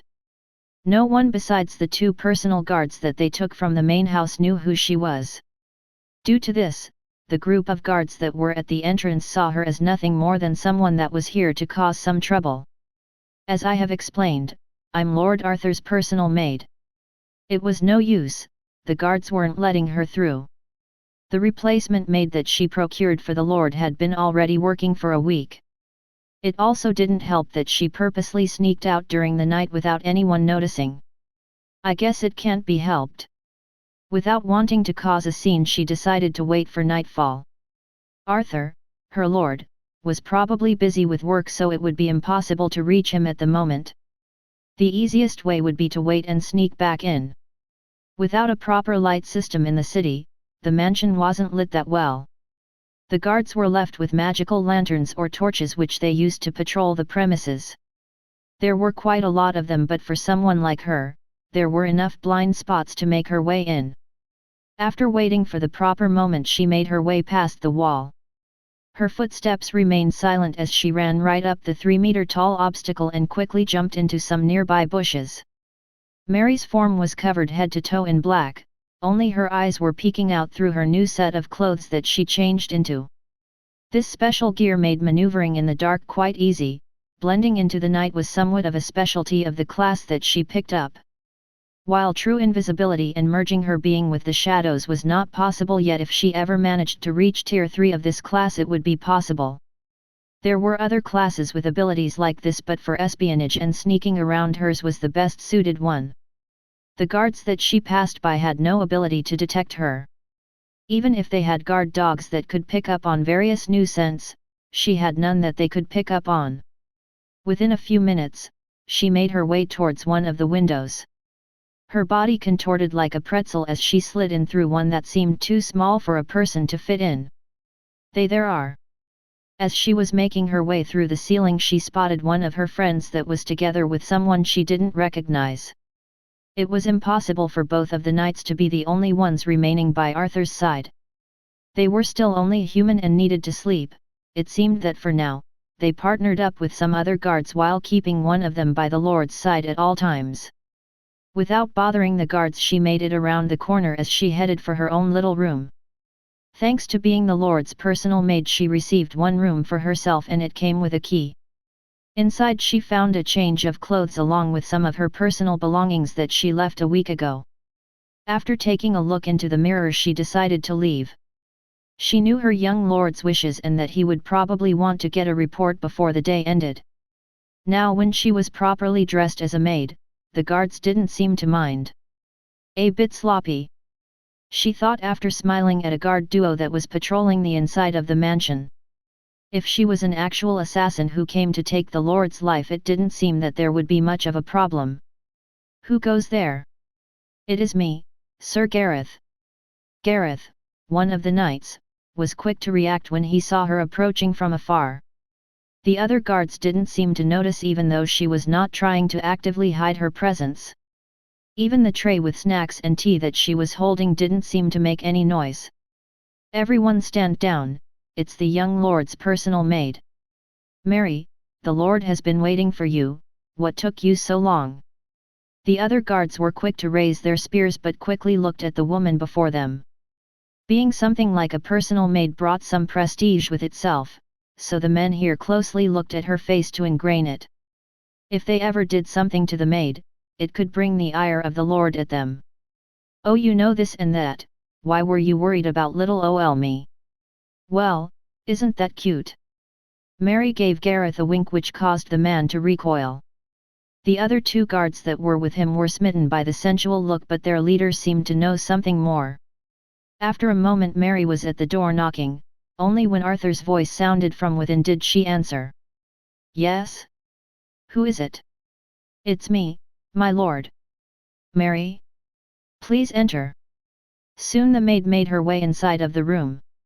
While the other two guards' imaginations were going wild, Gareth knew about this maid's true nature.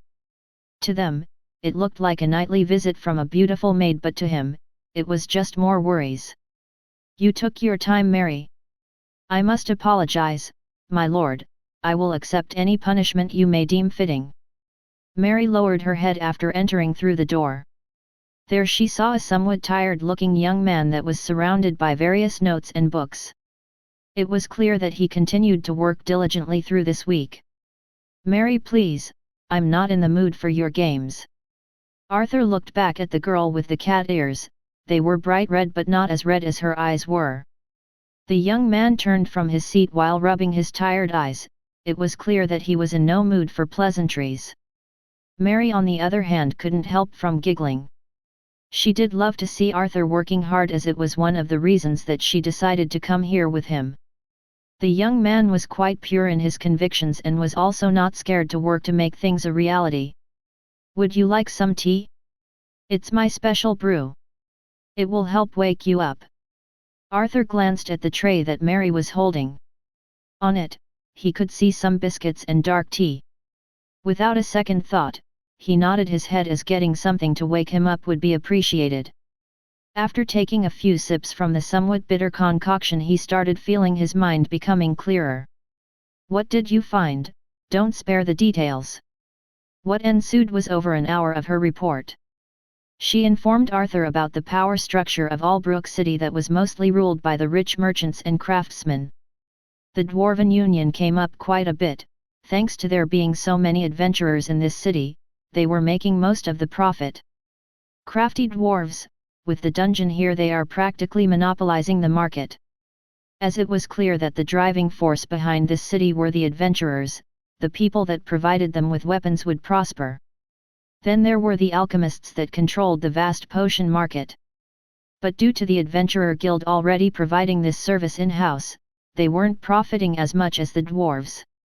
Potions could be easily transported from city to city without the need of large shops to display them. The adventurers also bought them in bulk, which lowered the price margin.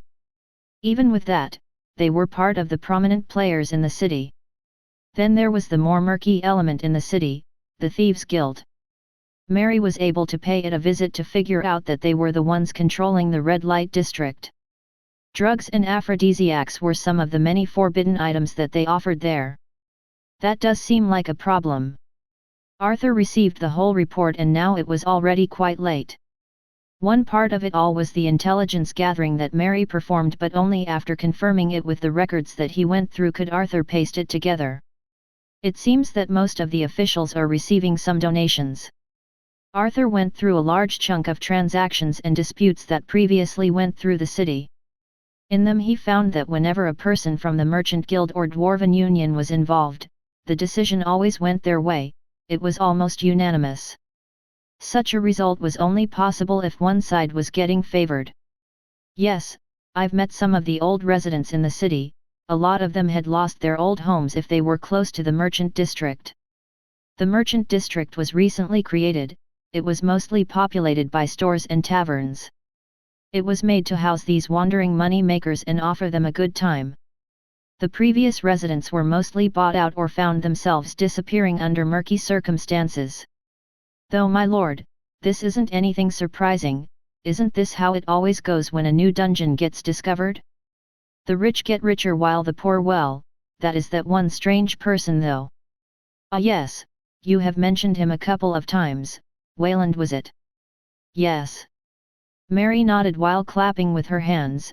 Her tail started wiggling about, which indicated to Arthur that she was somewhat excited. If his maid was acting this way, it meant that this person named Wayland was someone that he should watch out for. Come to think of it, I think a package arrived today. Arthur looked to the side. There a small pile of presents of various sizes was stashed for safekeeping. The merchants and influential people had sent him presents that he didn't have time to go through, but now after hearing the explanation from his maid, he was interested in the latest one that was delivered in a large wooden crate. Chapter 180, What's in the box? What's that? Looks like some high-quality spirit, something the dwarves probably value more than we do. Just place it on that side then. At the city lord's estate, Arthur and his maid, Mary, were going through the gifts sent to them by the various people in the city. This was a known custom of the land, so it was something they expected. Most of the gifts arrived a few days ago, but the one that Arthur was mostly interested in was brought in the day before. Precious gems, valuable elixirs, and costly alcohol. I'm not sure that I like this painting too much though, at least they tried. Mary was organizing the gifts by their worth. Some of them were slightly in bad taste, like a large painting of Arthur's father. The person that decided on it probably didn't think that the father-son relationship wasn't as bad. Then there were some costly items. The merchants and dwarves did show off their wealth. While the bottle of alcohol might have seemed like a bad gift, it would probably fetch the largest price at the auction house. It was quite the rare delicious concoction that a lot of people would pay many gold coins for. I'm not sure what that person from the Adventurers Guild is thinking though. Mary looked down to Arthur's hands, in which he was holding a letter. This was the only thing they received from the Adventurers Guild. While the gifts here weren't all that special, they were still adequate. They know their position, not like I can run the biggest business out of the city. Arthur just shrugged, as the Adventurers Guild was somewhat at a different scale than the others. While he could use his name to bully the others, he would not be able to do the same with the Adventurers Guild. Their monopoly on everything dungeon-related was widespread throughout the entire kingdom. Even the high nobles had to keep an eye out for the guild masters. But this didn't mean that they had to bow down to the common adventurer. Those were still nothing more than convenient workers to them. They could have at least sent a gift basket instead. Mary pouted while grabbing the last box. It was somewhat heavy, but not for someone that was a Tier 2 class holder. It was a regular wooden box that was nailed shut from the top. This was not a problem for Mary. She just slipped her slender fingers into the small gap at the top and quickly pried it open while the nails remained stuck to the wood. Oh my, this looks interesting. The maid reached into the box while Arthur looked from the side. The interesting look that his retainer was showing didn't come out often, so he was somewhat intrigued. Soon the content was revealed to be some strange metallic contraption with 6 legs that looked like a spider. Is that a golem? It does look like one, my lord, but I haven't seen this type before.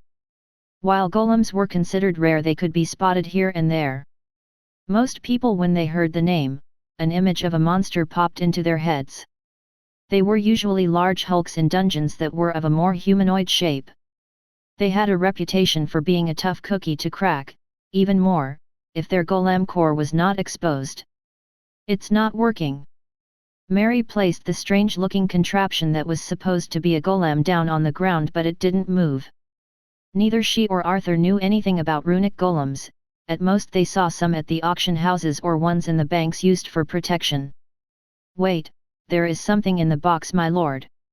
The maid reached into the box that was filled out with straw and pulled out a small booklet.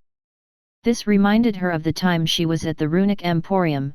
There too were instruction manuals for some of the wares being sold.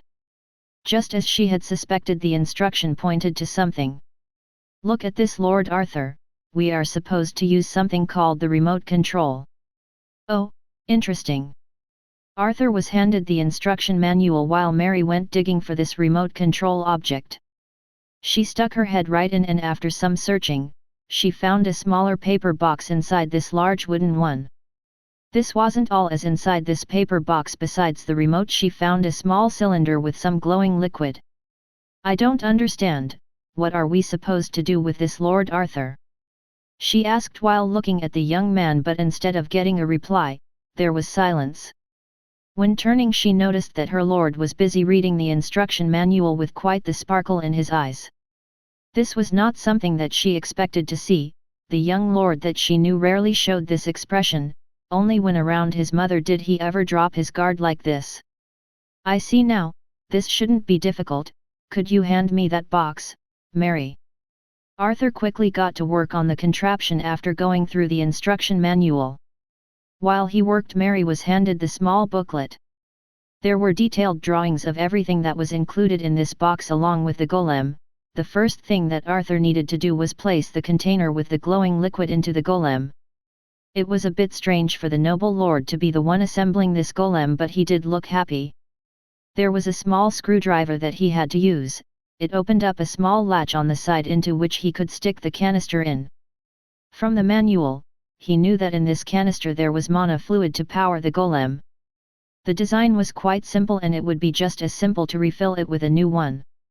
This was the power source without which the golem could not function. After connecting this part and closing the latch, most of the work was done. What was left now was to use the remote control. Arthur injected a little bit of mana into it, and the moment he did, he could see some small runes starting to glow. There was a large red button at the rightmost corner of this rectangular-looking item. When he pressed it, the golem was activated. The small eye that was at the front started glowing, and the legs followed soon after. Mary moved to her lord's side. As this was still a golem, it could very well be some kind of trap. "Lord Arthur, be careful, we don't know what this golem is, it could." "What? Do you think someone would be stupid enough to assassinate the new Lord of Albrook?" Arthur laughed, as he didn't think that he had enough worth for anyone to go after his head. No one would gain anything but the ire of the Valyrian household by causing him harm. He knew that his family would be forced to send in some powerful knights to look into this matter if he ever died. For the perpetrator, this would be a nightmare, as they would chase them down for daring to soil their perfect family name. While he was chuckling, his battle-maid retainer saw things differently as she placed herself between her master and the spider droid. When activated, the legs pushed the body off the ground and quickly turned toward Arthur. "Calm down, Mary." The instruction said that when activated, the golem would interface with whoever was holding this remote control. It would then imprint onto their mana signature. Mary was somewhat confused by the explanation, but Arthur was knowledgeable enough to know what this meant. This remote was something similar to a control rod, but instead of having to constantly hold it, he only needed to go through the procedure once. After that, the golem was supposed to react to some voiced commands. This was made apparent after the golem quickly went into standby mode. Its eye that was glowing green turned blue, and it curled up its legs. Now it looked like some kind of sleeping spider that was ready to pounce on someone. The instruction said that there were some existing runic programs, but I'm not sure what that means. Before Arthur could press another button from the remote, Mary interrupted him instead. "Lord Arthur, wouldn't it be better if we did this outside? I don't think we need to be this close to the golem." Arthur gave out a sigh but nodded. His lady retainer was still afraid that this magical contraption could explode or something. Even if it wasn't made to hurt the new owner, it didn't mean that it was safe to be around it. Mana fluid was quite known to be volatile, as it was concentrated mana in liquid form. If handled without care, it could be overloaded to cause a large explosion. Thus both of them and the guards that were standing watch outside relocated to the courtyard. There the servants witnessed the strange spider droid performing some tricks. The remote control didn't really have that many buttons, but when Arthur clicked one, the droid started dancing around. Then another one made it perform a backflip, which was quite surprising for a golem. These magical creations were not known for their agility. Already seeing one this small was quite surprising. This continued for about an hour until Arthur finally realized that he wasted so much time on playing. The golem didn't have any armaments, but it did have some visually stunning spells and one that produced a gentle tune. It was clear to him that this was just a presentation given to him by this runesmith. It was as if he was telling him that this was only a simple sample of what he could make a golem do. Arthur and Mary returned to the Lord's office for another quick discussion. After going through the gifts there was a clear winner and his name was Wayland. This runesmith should be more famous if he can create such marvels of magical engineering, but the spider droid was to the side and not turned off. Arthur on the other hand grabbed the log of the items sold at the Valerian family auction house. Just as he had expected, there were no listings with Wayland's name as the seller. This Wayland could be a potential asset. You think so too, my lord? Yes, he must clearly have a grudge against the merchants and the Dwarven Union, but why did he decide to stay here? I don't really understand. There must be many better cities for a craftsman of his caliber. He should be able to easily find one where they would accept a human runesmith. To Arthur it was a mystery. The man just showed up out of nowhere and decided to go against a huge behemoth like the Dwarven Union. It didn't seem that he was purely motivated by monetary gains. Mary also informed him about the orphanage situation, which painted Wayland in a more favorable light. Mary. Yes, Lord Arthur. Could you fetch Ferdinand for me?